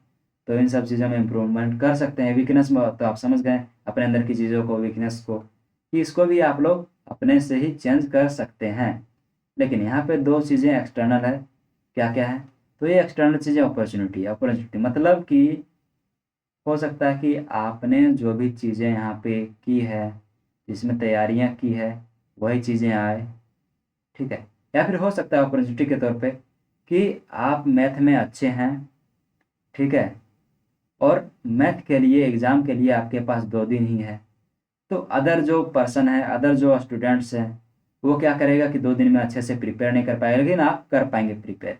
यानी कि आप अपने कंपटीटर से, कंपटीशन में, खास करके गवर्नमेंट एग्ज़ाम जो होता है उसमें, कंपटीशन में आप अपने कंपटीटर से अच्छा परफॉर्मेंस कर सकते हैं अगर अपॉर्चुनिटी मिलती है तो। लेकिन ये एक्सटर्नल फैक्टर है, यानी कि अगर टीचर चाहेगा कि हम उसे इस तरीके का क्वेश्चन दें, है ना, जिसमें उसका पकड़ ज़्यादा है, तो ये एक्सटर्नल चीज़ हो गया।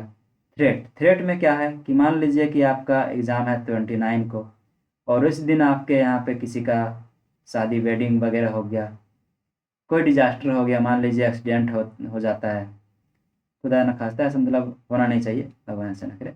तो एक्सीडेंट वगैरह हो जाता है, या और कोई चीज़ें हो जाती है, क्रिटिकल थिंकिंग, क्रिटिकल चीज़ें हो जाती है, तो क्या होगा कि उसके कारण से आप एग्ज़ाम नहीं दे पाएंगे। और उससे क्या होगा कि एक नेगेटिव चीज़ है, एक्सटर्नल चीज़ है, इसे आप खुद कंट्रोल भी नहीं कर सकते हैं, इम्प्रूवमेंट भी नहीं कर सकते हैं। समझ में आ गया। तो ये चारों चीज़ों को आप एनालिसिस अगर कर लेते हैं तो आपका बिजनेस क्या होगा, पहले से आप उसको डिसाइड कर सकते हैं कि हमें किधर जाना चाहिए और क्या करना चाहिए, ठीक है। समझ में आ गया ये सारी चीज़ें, चारों की चारों चीज़ें। तो पॉलिटेक्निक स्टूडेंट को मैं बाय बाय कर दे रहा हूँ। अब आगे हम लोग चलते हैं नेक्स्ट में, ठीक है। तो चारों फैक्टर को आप लोग समझ गए, ओके, चारों फैक्टर को आप लोग समझ गए। अब यहाँ पे आता है कि इसे यूज़ कैसे करते हैं, इसे यूज़ कैसे करते हैं। तो यूज़ करने के लिए हम लोग वो भी चीज़ें हम लोग समझ चुके हैं कि हम वीकनेस को फिक्स कर सकते हैं, स्ट्रेंथ में कुछ और चीज़ें ला सकते हैं, बदलाव, है ना। अपॉर्चुनिटी अगर हमारे पास आती है तो क्या करेंगे हम, अपॉर्चुनिटी को छोड़ना नहीं है ना, फ़ायदा उसका लेना है। जैसे कि अभी बहुत कोई जो यहाँ पे है ना, बहुत कोई पॉलिटेक्निक के जो बच्चे हैं, तो जेयूटी में क्या हुआ, जेयूटी में अभी लगातार लगभग 6 तारीख, 8 तारीख और 10 तारीख को जो है वो प्लेसमेंट वाली जो सेल्स वगैरह जो भी जितने कंपनीज थी वो सारे आई। तो वहाँ पे अपॉर्चुनिटी थी उनके पास, और उन लोगों ने वहाँ पे कवर किया, है ना। तो जाकर कवर किया, तो अभी उसके पास क्या है कि उसका वो फ़ायदा उठा रहे हैं। तो अपॉर्चुनिटी का फ़ायदा उठाइए, है ना। Developing a competitive advantage. अब यहाँ पे बात है कि अपने आप से कॉम्पिटिटिव एडवांटेज एक डेवलप करना चाहिए हमें। यानी कि कह सकते हैं कि आप अगर बैटल फील्ड में जा रहे हैं, यानी कि अगर आप कहाँ जा रहे हैं, अगर आप जा रहे हैं युद्ध के मैदान में, तो पहले से अपने आप को प्रिपेयर करके रखिए, है ना। तो मार्केट में अच्छे से अच्छे आप वहाँ पे क्या बोलते हैं इसको, परफॉर्म कर पाइएगा। जैसे कि चलिए इसे, है ना, इस एग्जाम्पल से समझते हैं। मान लीजिए कि एक गर्ल है, लड़की है, तो उसको 10 प्रपोजल आए हुए हैं। प्रपोजल आए हुए हैं मतलब शादी वाला प्रपोजल आया हुआ है, प्रपोजल में समझना।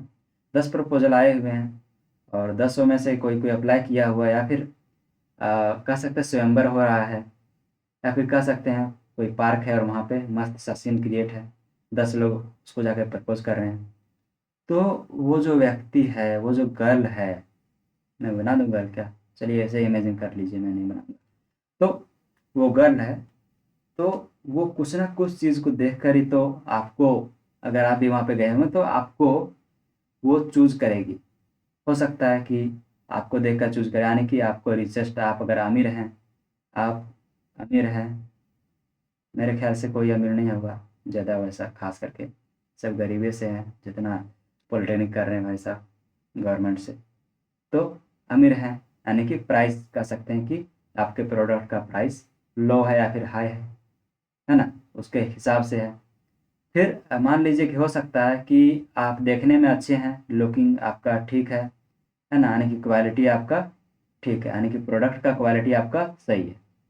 फिर समझ सकते हैं कि आप मान लीजिए देखें बातचीत करने में फनीएस्ट हैं, या फिर उसको पसंद आते हैं, उसके हिसाब के हैं, यानी कि एक्सपीरियंस, है ना, एक्सपीरियंस है आपके कंपनी के पास, या फिर जो प्रोडक्ट आप बेच रहे हैं वो एक्सपीरियंस प्रोडक्ट, यानी कि पहले भी उसको यूज़ किया जा चुका है।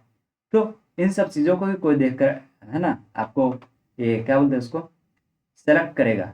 तो इसी को हम लोग यहाँ पे कॉम्पिटिटिव एडवांटेज में हम लोग सेलेक्ट करते हैं, या फिर हम लोग बिल्ड करते हैं, बनाते हैं, ठीक है। जिसमें से ब्रांडिंग भी एक, क्या बोलते हैं उसको, एक मेन फैक्टर है, ठीक है। ब्रांडिंग करना, ब्रांडिंग सिर्फ लोगो नहीं होता, उसके बारे में हम लोग समझेंगे एक एक करके, ठीक है।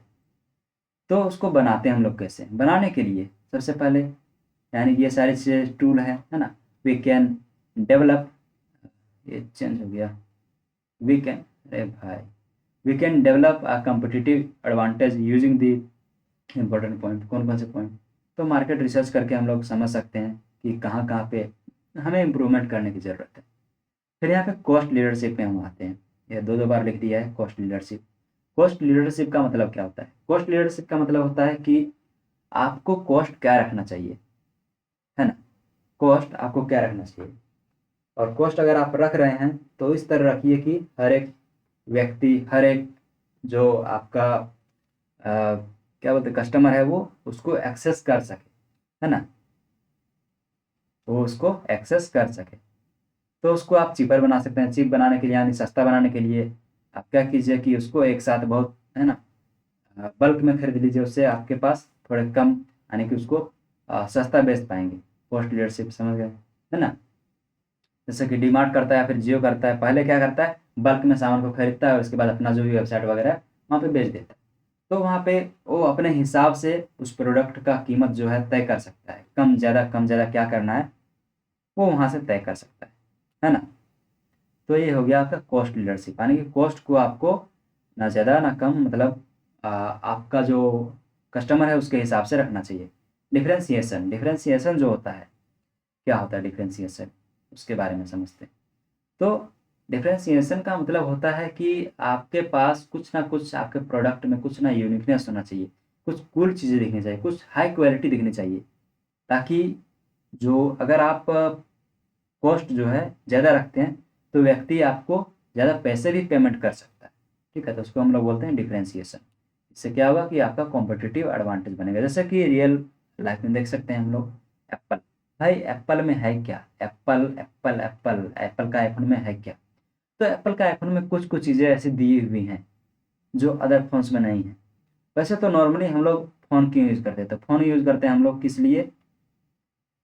तो कॉलिंग के लिए, नॉर्मल जो भी चैटिंग वगैरह होती है उन सब चीज़ों के लिए।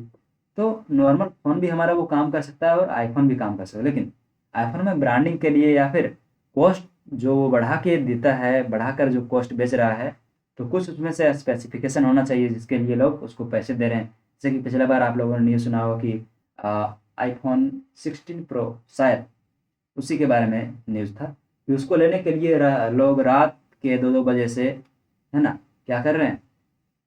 लाइन लगाकर खड़े हुए हैं और उसको लेने के लिए कोई अपना किडनी बेच रहा है। वो तो थोड़ा फेक न्यूज़ है।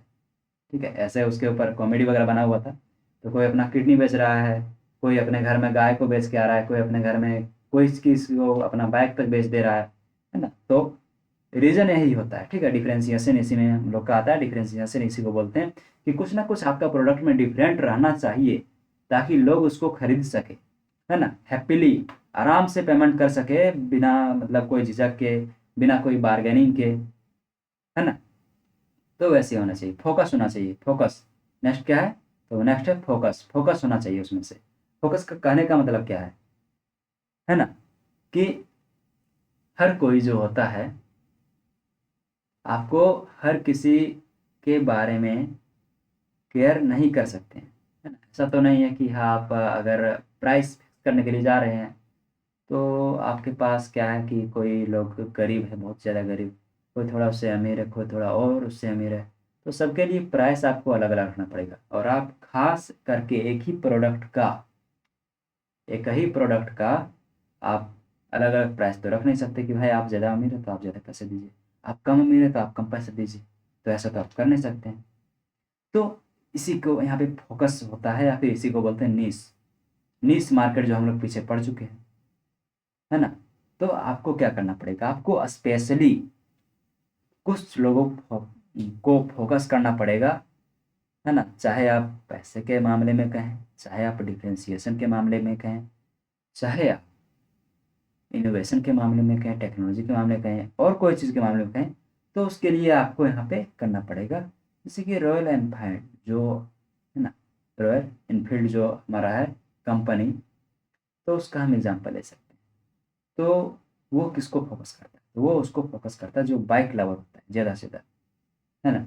आप हमको ऐसा दिखा दीजिए कि कोई व्यक्ति है जो अपना निजी लाइफ़ के लिए, पर डे ऑफ़िस आने-जाने के लिए नॉर्मली रॉयल एनफील्ड को सेलेक्ट करता है खरीदने के लिए, नहीं ना करता है। तो वो एक ख़ास पर्टिकुलर कस्टमर को है ना अट्रैक्ट करता है। जिससे क्या होता है कि उसका एक वैल्यू बनता है, वैल्यू क्रिएट होता है उस प्रोडक्ट का। वैल्यू क्रिएट होने के कारण से क्या होता है कि भाई उसके लिए मुँह-माँगा कीमत देने के लिए तैयार होता है। जैसे कि देखते हैं कि कोई प्रोडक्ट है, अगर मान लीजिए, तो प्रोडक्ट क्या है कि हमने इसे जर्मन से लाया है और उसका यहाँ पे कोई दूसरा उसकी तरह कोई और नहीं है, तो उसका भोकाल क्रिएट हो जाता है। जिसे बोलते हैं भोकाल। तो वही चीज़ें यहाँ पर भी फ़ोकस करना होता है, फ़ोकस करने से वही होता है, ठीक है? फ़ोकस के बाद हम लोग समझते हैं इनोवेशन के बारे में, सस्टेनेबिलिटी समझ लेते हैं, कैस्टल मोड जिसको हम लोग कह सकते हैं कि स्किल्ड, है ना, वर्कफ़ोर्स। तो इसमें से इसको हम कह सकते हैं सस्टेनेबिलिटी। थोड़ा पॉइंट यहाँ पे चेंज हो चुका है, कोई बात नहीं। आप यहाँ पे सस्टेनेबिलिटी से समझ लीजिए। तो सस्टेनेबिलिटी का मतलब कैस्टल मोड, यानी कि वो जो है वो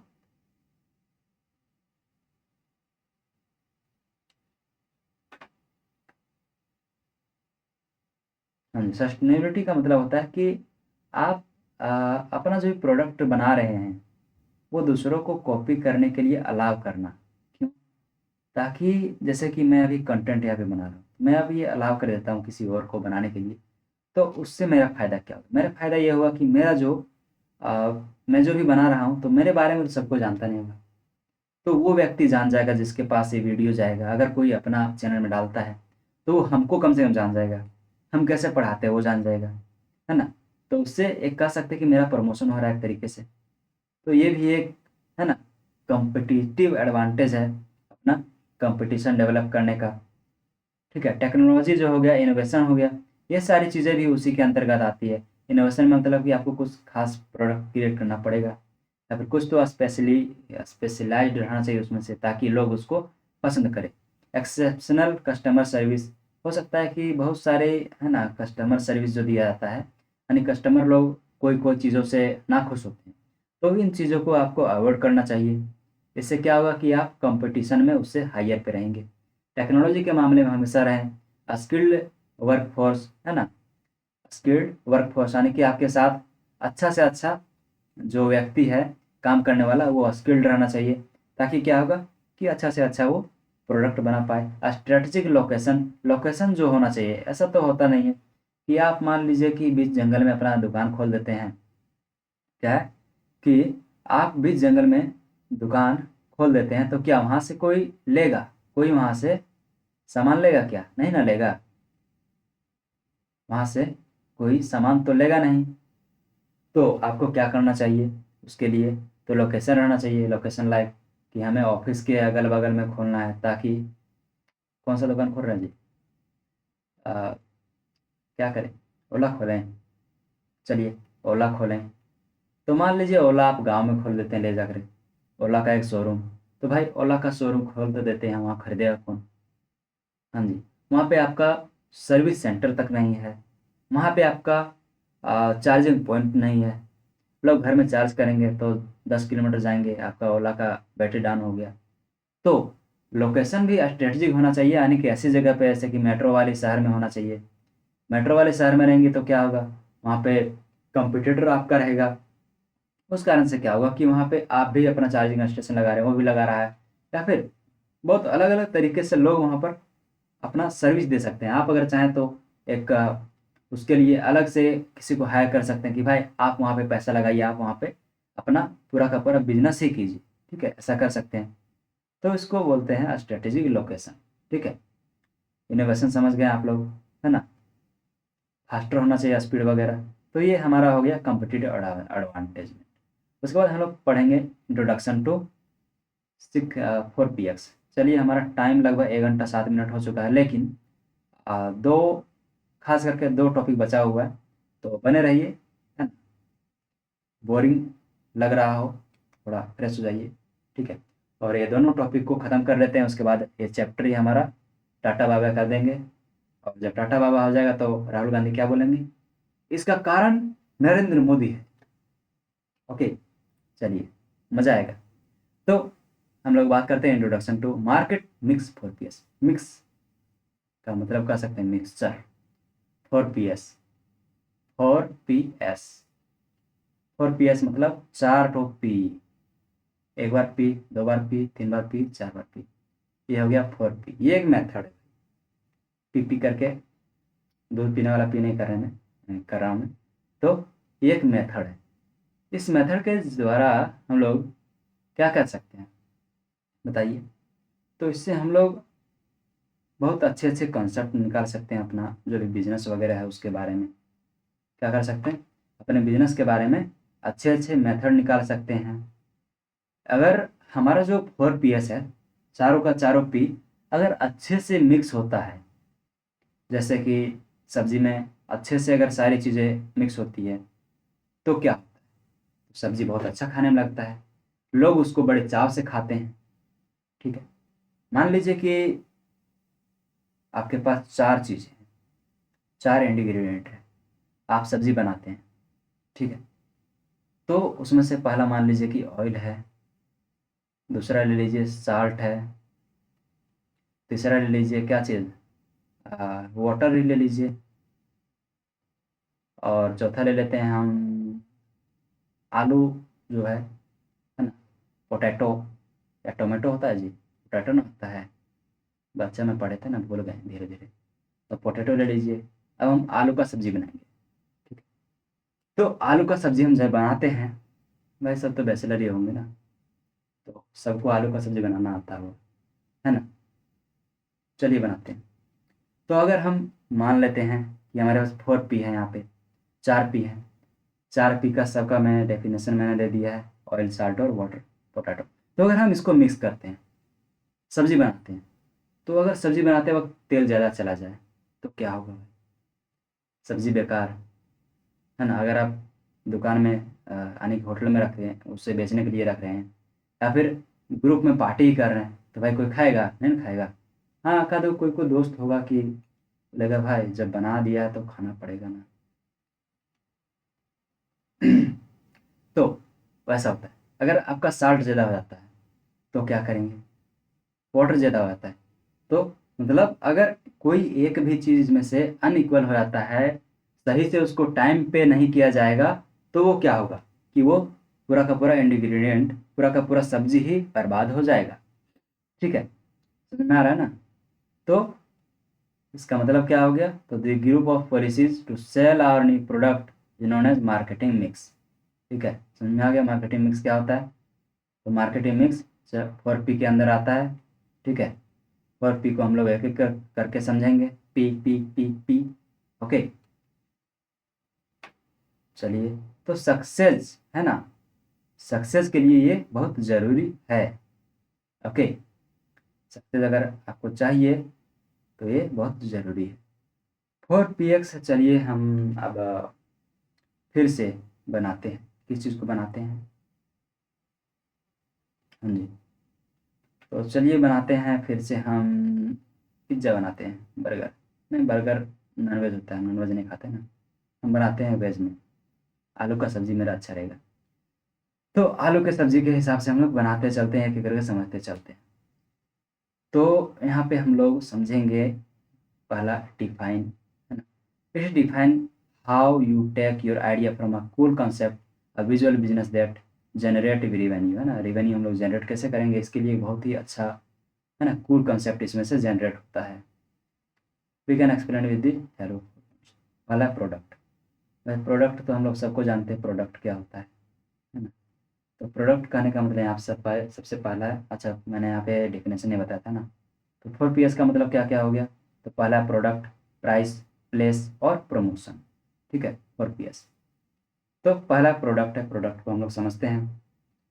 ये क्या चीज़, किस चीज़ को डिनोट करता है? Is indicated with type of product should be launch in the starting of period of our business. हमारा बिजनेस जो होता है उसके सबसे पहले हम लोग कौन सा प्रोडक्ट लॉन्च करते हैं, या फिर बाद में भी अगर लॉन्च करते हैं तो कौन सा प्रोडक्ट लॉन्च करते हैं? प्रोडक्ट का क्वालिटी, डिजाइन, फीचर क्या होना चाहिए ताकि लोग उसे पसंद करें, है ना? लोग उसे पसंद करें। जैसे कि अगर आप बनाते हैं सब्जी, आलू का सब्जी बना रहे हैं, तो उसमें से क्या कीजिएगा कि आप जो आलू लाते हैं वो सड़ा हुआ आलू लाते हैं, यानी कि आपका प्रोडक्ट का क्वालिटी जो है वो खराब है ना? तो मतलब आप करना क्या चाह रहे हैं, उस चीज़ को यहाँ पे डिसाइड करना होता है। ठीक है? तो ये रॉ मटेरियल है, कह सकते हैं 4PS रॉ मटेरियल। मतलब आप क्या करना चाहते हैं? देखिए, अगर आप यहाँ पे सड़ा हुआ आलू लेते हैं, यानी कि वैसा आलू जो मार्केट में कोई नहीं खरीद रहा है, लास्ट में जो बच जा रहा है, तो वो आपको महँगा नहीं पड़ेगा, सस्ता पड़ेगा। ठीक है? तो एक फ़ायदा उसका हो गया। दूसरा, अगर आप अच्छा वाला आलू खरीद रहे हैं, तो आप कस्टमर को बता सकते हैं कि हम जो भी प्रोडक्ट आपको दे रहे हैं, उसका क्वालिटी बेटर है। डिज़ाइन, पैकेजिंग, आप अगर मान लीजिए पैक करके उसको डिलीवर करना है ना, सब्ज़ी को, तो आप अगर चाहें तो जो होता है ना, क्या बोलते हैं उसको, पेपर वाला सीन। पेपर वाला सीन जो होता है, पेपर का जो बना होता है, उसको ठोंगा में डाल के आप डिलीवर कर दीजिए। या फिर अगर आप चाहेंगे तो एक आता है ना मस्त एल्युमिनियम फॉइल, है ना, फॉइल पेपर का, तो उसमें से डिलीवर कीजिए। दोनों में से आप क्या कर सकते हैं? दोनों में अगर आप करते हैं तो पहला वाला सस्ता है, चीपर है। और दूसरा वाला क्या है कि डिज़ाइन में पैकेजिंग जो है, डिज़ाइन, वो दूसरा वाला, पहला वाला सस्ता है लेकिन डर्टी दिखेगा, दूसरा वाला अच्छा है लेकिन वो महँगा आएगा। समझ गए? तो ये सारी चीज़ें इंग्रेडिएंट हैं, कह सकते हैं सब्ज़ी बनाने के लिए। We have to make product which is more demanded in the market, है ना? वैसी प्रोडक्ट हमको बनानी चाहिए जो ज़्यादा डिमांडेड में रहती है। तो प्रोडक्ट के एवज में हम लोग कर सकते हैं प्राइस। प्राइस हम लोग कैसे टैग करेंगे? प्राइस को हम लोग कैसे यहाँ मैनेज करेंगे? तो प्राइस को भी उसी तरीके से मैनेज करना है। कि भाई अगर, है ना, हम लोग को प्रॉफिट लेना है तो हम कितना तक अफोर्ड कर सकते हैं। प्रॉफिट अगर हम लेना चाहते हैं तो उसके लिए कितना अफोर्ड कर सकते हैं। अगर हम प्राइस को लो रखते हैं, प्राइस को क्या करते हैं, लो रखते हैं, तो प्राइस को अगर लो रखते हैं तो उसमें हमारा घाटा होगा, है ना।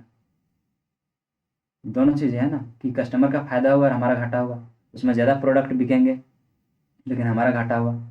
तो वो चीज़ें यहाँ पर डिसाइड की जाती है प्राइस के ऊपर, ठीक है ना।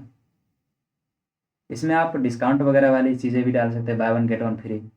इसमें आप लिस्ट, प्राइस का लिस्ट बना सकते हैं। प्राइस में पेमेंट का टर्म डाल सकते हैं जिससे कि लोग थोड़ा अट्रैक्ट होंगे। जैसे कि बर्गर वाला एग्जांपल में, कि एक साइकोलॉजी इफेक्ट होता है। अधिकतर आप लोगों ने देखा होगा कि अगर कोई प्रोडक्ट आप जाते हैं मॉल वगैरह में देखने के लिए, तो देखिएगा प्रोडक्ट का टैग में लिखा रहेगा 99, 999, 499, ठीक है, 199, 149। तो ये साइकोलॉजिकल प्राइस टैगिंग का एक पार्ट है, ठीक है। इसमें लोगों को दिखता है कि भाई हम कितना रुपये पेमेंट कर रहे हैं, 9,000, है ना, 999 रुपये, यानी 10,000 से तो कम पेमेंट कर रहे हैं। 10,000, ये देखिए 10,000 देखने में आपको बहुत बड़ा अमाउंट लगेगा, लेकिन 9,000 में कम लगता है, 9,999 में। बल्कि डिफरेंट कितना, 1 रुपये का है। तो एक साइकोलॉजिकल फैक्ट होता है और इसके कारण से अधिकतर मॉल्स वगैरह में यूज़ किया जाता है। तो आप इसे भी यूज़ कर सकते हैं अपने अथी में। और ये अधिकतर कहाँ पे मिलेगा, है ना, दुकानों में मिलेगा। बर्गर वाला जो हम लोग, बर्गर नहीं, आलू वाला जो प्राइसिंग उसका करना चाहते हैं, आलू का सब्जी जो हम लोग बनाएंगे उसका, तो उसमें भी इस तरीके से हम लोग यूज़ कर सकते हैं। उसमें भी हम लोग यहाँ पे यूज़ कर सकते हैं, ठीक है। नेक्स्ट आता है प्लेस। प्लेस भी हम लोग को आइडेंटिफाई करना पड़ेगा। ऐसा है ना कि कहीं भी, है ना, कहीं भी हम लोग उसे खोल देते हैं, तो ऐसा तो नहीं कि आप मान लीजिए गांव में या फिर आप अपने घर में ही एक दुकान खोलते हैं तो आपका दुकान चलेगा। क्यों नहीं चलेगा? क्योंकि वहाँ पे प्लेस जो आपने चूज़ किया है वो प्लेस उतना अच्छा नहीं है, या फिर वहाँ पे लोग आते नहीं हैं। तो हमें क्या है, ज़रूरी है, we need to select place where our business can run properly. जैसे कोचिंग खोलना है आपको, पॉलिटेक्निक वाला, तो वैसी जगह पे खोलना पड़ेगा ना जहाँ पे डिप्लोमा का स्टूडेंट रहता है ना। धनबाद में स्टूडेंट रहता है और आप जाकर भोली में खोलिएगा तो चलेगा नहीं ना, चलेगा। तो प्लेस भी वहाँ पे इंडिकेट करना पड़ता है।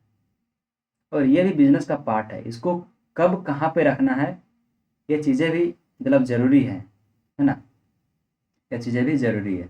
जैसे अगर ऑनलाइन करना है, तो भाई ऑनलाइन करना है तो कहीं भी ले के फेंक दो, उसको मतलब नहीं है।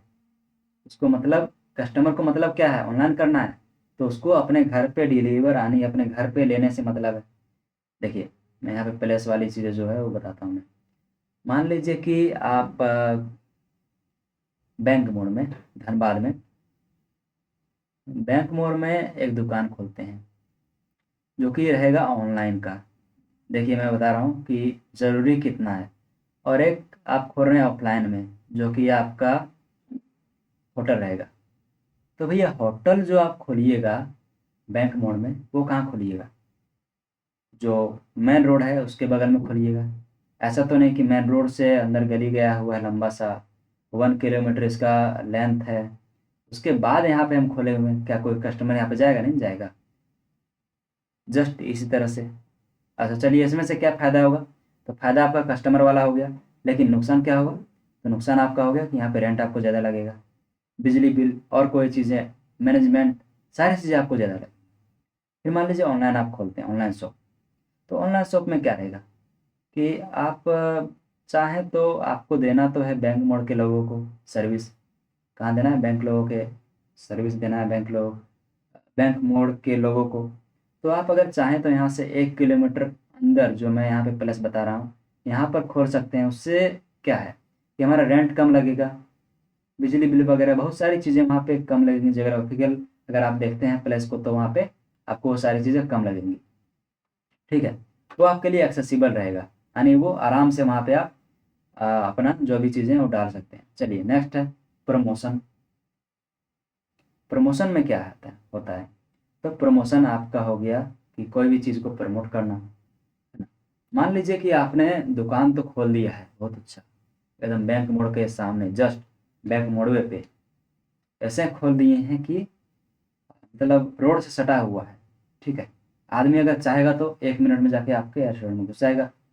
लेकिन लोग वहाँ पे देख ही नहीं पाएंगे। क्यों नहीं देख पाएंगे? क्योंकि लोग आएंगे जाएंगे, किसका उतना ध्यान रहता है?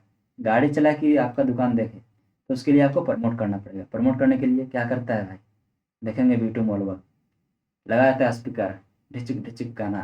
ठीक है, तो वो हो गया प्रमोशन। फिर देखिएगा, रोड के बगल में जो होता है, बीचों बीच में रहे, साइड में रहे, अगर कोई खुटा खड़ा है, पिलर खड़ा है, तो उसमें अपना एडवर्टीजमेंट डाल देता है, buy one get one free, buy two get one free, shop at the rate 259, है ना, 1000 गेट फ्री, ठीक है 100, ऐसे ऐसे डाल देता है। तो वो हो गया आपका प्रमोशन। तो प्रमोशन करना ज़रूरी इसलिए है, क्यों? ताकि लोग आपके बारे में जान सके, आपके बिजनेस के बारे में जान सके और लोग वहाँ से फ़ायदा उठा सके। प्रमोशन ज़रूरी है, ये भी एक अच्छा मतलब ज़रूरी चीज़ है। ठीक है, तो एडवर्टीजमेंट के लिए हम लोग कहाँ कहाँ कैसे कैसे कर सकते हैं? तो इंस्टाग्राम एड्स वगैरह हो गया, टेम्पलेट्स जो बनता है, जो मैंने भी बताया कि फोटो लगता है, टीवी एड्स दे सकते हैं, कूपन फ्री टेस्टिंग वगैरह जो होता है ऑप्शन, है ना, कूपन दे सकते हैं कि भाई एक कूपन लीजिए, आप हमारे यहाँ पे आइए और एक बार फ्री में खा के जाइए। कम से कम व्यक्ति आएगा फ्री में खाने के चक्कर में, आपका दुकान तो देख के जाएगा। तो ये हो गया आपका फ्री टेस्टिंग वाला ऑप्शन भी उसी तरीके से होता है कि पहले आप खा के देख लीजिए, फिर आप लीजिएगा। देखे होंगे ना, घर तरफ आता है आधी तरह से गुपचुप वाला, तो बोलिएगा भैया आप बनाते तो गुपचुप अच्छा है, पहले खाए नहीं है, खिला के दिखाइए एक बार, अच्छा लगेगा तो खाएंगे। तो टेस्टिंग करवाता है आपको, तो वो भी आप एक तरीके से प्रमोशन ही कर रहा है। तो ये सारी चीज़ें पब्लिक रिलेशन, है ना, पब्लिक से आपको रिलेट करना पड़ेगा, रिलेशन वहाँ से ये करना पड़ेगा, क्रिएट करना पड़ेगा। मान लीजिए फूड ब्लॉगर को बुला लेते हैं और वो दिखाएगा कि भाई ये देखो बहुत अच्छा, देखते हैं ना अधिकतर आप लोग अमेजन वगैरह, सॉरी यूट्यूब वगैरह में देखते होंगे कि आज इसका फूड, है ना, यहाँ पे ब्लॉगर गया, वहाँ पे फूड का ये कर रहा है, वो कर रहा है ना। तो वो भी आपका आ गया इसी में, मार्केटिंग में। तो हमें यहाँ पे क्या समझ में आता है? सबसे पहले हम लोग तो समझ गए कि मार्केटिंग 4 Ps क्या होता है, एक एक करके, और ये ज़रूरी क्यों होता है। अगर मान लीजिए इसमें से आप किसी भी एक चीज़ को मिस कर देते हैं, जैसे कि प्रोडक्ट, आपने सारी चीज़ें बहुत अच्छी की, ठीक है, दुकान वगैरह सारी चीज़ खोल ली, लेकिन आपका प्रोडक्ट जो बन रहा है वो इतना महंगा हो जा रहा है कि कोई ये खरीदे नहीं सकता। बताइए, तो कौन खरीदेगा? तो वो भी आपको टारगेट करके, ऑडियंस को टारगेट करके ही चलना पड़ेगा, है ना। तो ये सारी चीज़ें ज़रूरी वाली चीज़ें हो गई। उसके बाद हम लोग पढ़ते हैं branding basics for new ventures. यहाँ पे दो चीज़ें हैं, ब्रांडिंग है और यहाँ पे वेंचर्स है, न्यू वेंचर्स भी है। तो वेंचर्स किसको बोलते हैं? वेंचर उसको बोलते हैं जो नया बिजनेस स्टार्ट करता है, यानी किसको? उसको बोलते हैं जो एंटरप्रेन्योर होता है। इसको बोलते हैं एंटरप्रेन्योर होता है। Venture is a new journey for a entrepreneur, यानी ऐसे व्यक्ति जो बिजनेस कर रहा है नया और उसके आगे भी बहुत मतलब चीज़ें उसको देखनी है। लाइक क्या देखनी है भाई, गलत सेंस से मत लीजिएगा। तो उससे अपने आगे, यानी कि बहुत सारे उसको क्या क्या चीज़ें मिलने वाली है, तो टारगेट वगैरह मिलने वाली है, चैलेंजेस वगैरह मिलने वाली है, तो उसको बोलते हैं हम लोग न्यू वेंचर या फिर वेंचर। ठीक है, उसको हम लोग वेंचर बोलते हैं, एडवेंचर टाइप में कह सकते हैं उसको। ठीक है, तो यहाँ पे हम लोग समझेंगे वेंचर का मतलब, समझ गए वेंचर किसको बोलते हैं। Branding is a personality. Branding क्या होता है? अच्छा, ब्रांडिंग का मतलब आप लोग समझते होंगे, जैसे कि मैंने जो यूट्यूब का लोगो बनाया है, तो वो ब्रांडिंग हो गया। तो ब्रांडिंग जस्ट वो चीज़ें नहीं होती। ब्रांडिंग का मतलब होता है कि जिस चीज़ को आप देख रहे हैं, जो आप लोगो देख रहे हैं, वो उस व्यक्ति का चेहरा हो गया। जैसे एक आप एक व्यक्ति को ये क्या बोलते हैं उसको, इमेजिन कीजिए कि अगर आप एक व्यक्ति का चेहरा देखते हैं, तो आप उससे क्या क्या समझ में आता है? तो उसमें में उसका, है ना, कैरेक्टर क्या है, उसका पर्सनैलिटी क्या है, वो पहले क्या कर चुका है, अब क्या कर रहा है ना। तो उसी तरीके से यहाँ भी ब्रांडिंग का मतलब होता है कि उसका पर्सनैलिटी, आपका बिजनेस जो है उसका पर्सनैलिटी डिनोट करता है ब्रांडिंग। ठीक है, when people here your company name, जैसे आप कोई व्यक्ति आपका कंपनी का नाम या फिर ब्रांडिंग लोगो देखता है, तो कहता है कि भाई सुना सुना सा लग रहा है, मतलब ये फील देता है उसको स्ट्रांगली कि ये कंपनी जो है वो अच्छा है, राइट प्रोडक्ट है ना। ये जो भी प्रोडक्ट बनाएगा वो राइट प्रोडक्ट। जैसे कि अभी आप ले लेते हैं, अभी आप अगर ले लेते हैं किस चीज़ के बारे में, एक मिनट। तो अगर आप अभी ले लेते हैं अमेज़न या फिर एप्पल के बारे में, तो एप्पल का नाम सुनते ही या फिर उसका लोगो देखते ही मन में एक स्ट्रॉन्ग फीलिंग जगता है कि भाई ये जो कंपनी बहुत अच्छा कंपनी है, रेपुटेशन इसका बहुत अच्छा है, पर्सनैलिटी इसका बहुत अच्छा है, तो ब्रांडिंग उसी को बोलते हैं। ठीक है, बात आ गया कि भाई ब्रांडिंग क्यों करना है, तो ब्रांडिंग क्यों करना है, अगर ये नहीं रहता है ना, ब्रांडिंग ब्रांडिंग नहीं होगा तो क्या होगा, तो बहुत कम लोग इसे खरीदेंगे। क्यों? क्योंकि देखते होंगे आप ना कि आप दुकान पे गए, भैया बोलेंगे हमको एयरपोर्ट दीजिए, तो एयरपोर्ट दिया तो आपके पास 4 ऑप्शन है। ठीक है, चारों ऑप्शन में आप सेलेक्ट करेंगे कौन सा सेलेक्ट करेंगे भैया जी, तो वही ना सेलेक्ट करेंगे जिसके बारे में पहले सुने हुए होंगे। अगर मान लीजिए पहला बोल देता है कि भाई ये एप्पल का है, तो मन में तुरंत स्ट्रॉन्ग फीलिंग आएगा कि भाई महंगा होगा लेकिन मस्त, मतलब जो प्रोडक्ट होगा एक नंबर होगा। ठीक है, अगर बोल दिया कि भाई ये जो एयरपोर्ट है वो रियलमी का है, बोलिए ठीक है, ये भी तो ठीक है लेकिन इससे थोड़ा कम है, लेकिन प्राइस के हिसाब से अच्छा है, ओप्पो का है। इस तरीके से आप यहाँ पे देखिएगा। तो ब्रांडिंग का मतलब ये होता है। अच्छा मान लीजिए कि आपके पास एक कंपनी आ गया है, अगर हुआ XYZ लिखा हुआ है, बोलेगा भैया ये जो है ना ये प्रोडक्ट, इसमें 1 साल हम वारंटी दे देते हैं। ठीक है, 1 ईयर वारंटी दे देते हैं, और साथ में आपको क्या करते हैं कि प्राइस जो है इन सब से 5x यानी 5 गुना कम है। तो देखिए कि भैया ऑफर तो अच्छा है लेकिन नहीं खरीदें। क्यों? भाई ब्रांडिंग नहीं, ब्रांड नहीं है, नाम पहले सुने नहीं है, तो ब्रांडिंग का ज़रूरत यहीं पड़ता है ना। ब्रांडिंग अगर रहेगा तो लोग आपके पास आपका सामान देखते ही खरीद लेंगे कि भाई ये जो प्रोडक्ट है वो उनका है, और उनका प्रोडक्ट हमेशा से अच्छा रहा हुआ है, मार्केट में रेपुटेशन बना हुआ है। ठीक है, तो इसलिए हम लोग ब्रांडिंग को करते हैं। चलिए अब हम लोग समझते हैं बेसिक एलिमेंट ब्रांडिंग में क्या क्या रहता है। तो ब्रांडिंग में हम लोग अपना मिशन वगैरह सारी चीज़ें देते हैं, लेकिन मिशन वगैरह डिनोट करते हैं, कुछ कुछ चीज़ें यहाँ पे हैं जैसे कि मिशन, हम अपना मिशन वहाँ पे डाल देते हैं ब्रांडिंग में। एक टेढ़ा क्यों हो जा रहा है भाई, सही है, अभी ठीक है।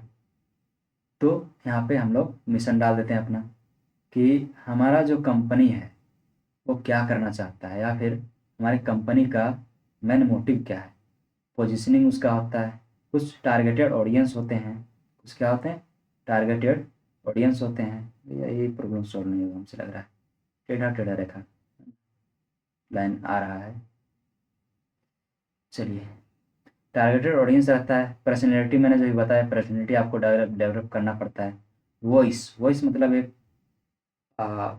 टैगलाइन जो होता है, टैगलाइन उसको बोला जाता है इमेजिनरी। अपने बारे में एक इमेजिनरी, यानी कि अपने आगे चल के आप जो भी प्रोडक्ट बनाएंगे वो क्या रहेगा, किस तरीके से रहेगा, इमेजिनरी अपने बारे में एक डेवलप करना चाहिए। ठीक है, तो वो आपका प्रोडक्ट का ये हो जाएगा। एक टैगलाइन अगर आप डेवलप करते हैं, टैगलाइन का मतलब क्या होता है, जैसे अधिकतर कंपनियों में आप लोग देखे होंगे कि उसका टैग लाइन होता है एक, जैसे कि मुझे किसी का तो अभी याद नहीं आ रहा, मैं मुझे याद आएगा तो मैं बताऊंगा। ठीक है, चलिए फिर शुरू करते हैं। विजुअल आइडेंटिटी, तो जब भी हम बनाते हैं टैगलाइन, क्या बोलते हैं उसको, ब्रांड का लोगो, तो उसमें से कुछ कलर्स होते हैं जो विश्वास के लायक होते हैं, या फिर आप जिस भी चीज़ के ऊपर निवेश कर रहे हैं, जो भी बिजनेस कर रहे हैं उससे रिलेटेड होता है। हर एक कलर का कुछ मतलब होता है, कलर कोडिंग जिसको बोलते हैं हम लोग। रेड का मतलब हंगरी, जो कि जोमेटो वगैरह यूज़ करता है। और ब्लू जो होता है वो ट्रस्ट टाइप में होता है, काम, जैसे कि मैं यूज़ करता हूँ अपने चैनल पे अधिकतर में, लाइक किसी में यूज़ करता हूँ मैं, तो थंबनेल में मेरा शायद ज़्यादा रहता है। ठीक है, तो वो सारी चीज़ें ज़रूरी है। नाम जो होना चाहिए वो अच्छे से पढ़ाना चाहिए, तो वो क्या हो गया, वो हो गया विजुअल आइडेंटिटी, है ना। जिसे हम लोग बोलते हैं, क्या बोलते हैं, लोगो और सिंबल। ठीक है, लोगो और सिंबल के अंदर आ जाएगा। फिर आपका मान लीजिए यहाँ पे हम लोग देखेंगे ब्रांड वॉइस टॉक, है ना। उसमें यानी कि ब्रांड क्या कह रहा है, लोगों से क्या बताना चाह रहा है, यानी कि जो लोगो सिंबल रहेगा वो उसी में से आपका वॉइस वहाँ पे रहता है, यानी कि वो क्या कहना चाह रहा है, उसका मतलब क्या निकल रहा है। जैसे कि आप लोग देखे होंगे विद्यापीठ जो है ना उनका, तो उनका विद्यापीठ का क्या चीज़, किस चीज़ का लोगो बनाए हुए, तो उसका एक मीनिंग निकलता है, बोलता है, कह सकते हैं कि बोलता हुआ लोगो बनाया गया है उसमें, है ना। जैसे कि सीरियस के लिए, है ना, बैंकिंग सॉल्यूशन में सीरियस टाइप में थोड़ा डाला जाता है। फनी जो होता है फ्रेंडली, उसमें हंग्री, इस तरीके से डाला जाता है। उसके बाद टैगलाइन तो आप समझ गए, टैगलाइन में बता दूंगा अगर आता है, मुझे याद आता है तो। प्रोमिसेस कुछ ट्रस्ट करने चाहिए, कि भाई जैसे कि अधिकतर जो होते हैं कंपनी, वो क्या बोलते हैं कि हम 30 मिनट में आपका जो है प्रोडक्ट डिलीवर कर देंगे, तो ये उसका हो गया क्या चीज़, प्रॉमिस हो गया। अगर आप इसे तोड़ते हैं मतलब आपका कंपनी का रेपुटेशन खत्म हो जाता है। तो इस चीज़ को आप डेवलप करते तो आपका ब्रांडिंग बढ़ते जाता है। जैसे डोमिनो बोलता है ना, 30 मिनट में हम कर देंगे डिलीवर। उसी तरह से एमबीए चाय वाला जो है, उसके ऊपर अगर आप यहाँ देखेंगे तो नया भी न्यू वेंचर है ना, और उसके अंदर ये सारी चीज़ें अप्लाई होती है। टैगलाइन, टैगलाइन ऐसा है, टैगलाइन कुछ इस तरीके से है कि हाँ, ये बैंक है कुछ, ठीक है, बैंक जो होता है, बैंक ऑफ इंडिया, मुझे कुछ याद अभी तो रिलेशन कुछ करके उसमें से आता है। तो बैंक ऑफ इंडिया का भी एक टैगलाइन है। तो टैगलाइन जो है वो बताता है लोगों को कि हम क्या कर रहे हैं, मिशन के बारे में वो बताता है क्लियरली, ठीक है। तो ये a strong brand builds trust and recognisation, क्या करता है, ये है आ, एक स्ट्रॉन्ग ब्रांड जो होता है वो ट्रस्ट बनाता है लोगों के बीच में, और वो रिकॉग्नाइजेशन, है ना, रिकॉग्नाइज करवाता है लोगों को। जैसे ही आपका ब्रांड कोई देखेगा तो रिकॉग्नाइज करेगा कि भाई ये जो है ब्रांड वो मस्त ब्रांड है, एक नंबर का ब्रांड, ठीक है। तो आशा करता हूँ कि खत्म हो गया ना, आशा करता हूँ कि वीडियो आप लोगों को अच्छा लगा होगा। तो मस्त से एंजॉय कीजिए और एग्ज़ाम की तैयारी कीजिए। और कल, यानी कल, कल क्या बोलूँ, कल ही मेरा जो वीडियो जाएगा 14 फरवरी, 14 जनवरी को ही जाएगा। तो 14 जनवरी को मकर संक्रांति है ना, है, कल 14 या 13 है भैया जी, मुझे डेट का कुछ पता नहीं रहता है। हाँ जी, तो कल 14 जनवरी है, 14 जनवरी को मकर संक्रांति है, तो मकर संक्रांति की हार्दिक बधाई। ओके, धन्यवाद। चलिए विदा लेता हूँ आप लोगों से।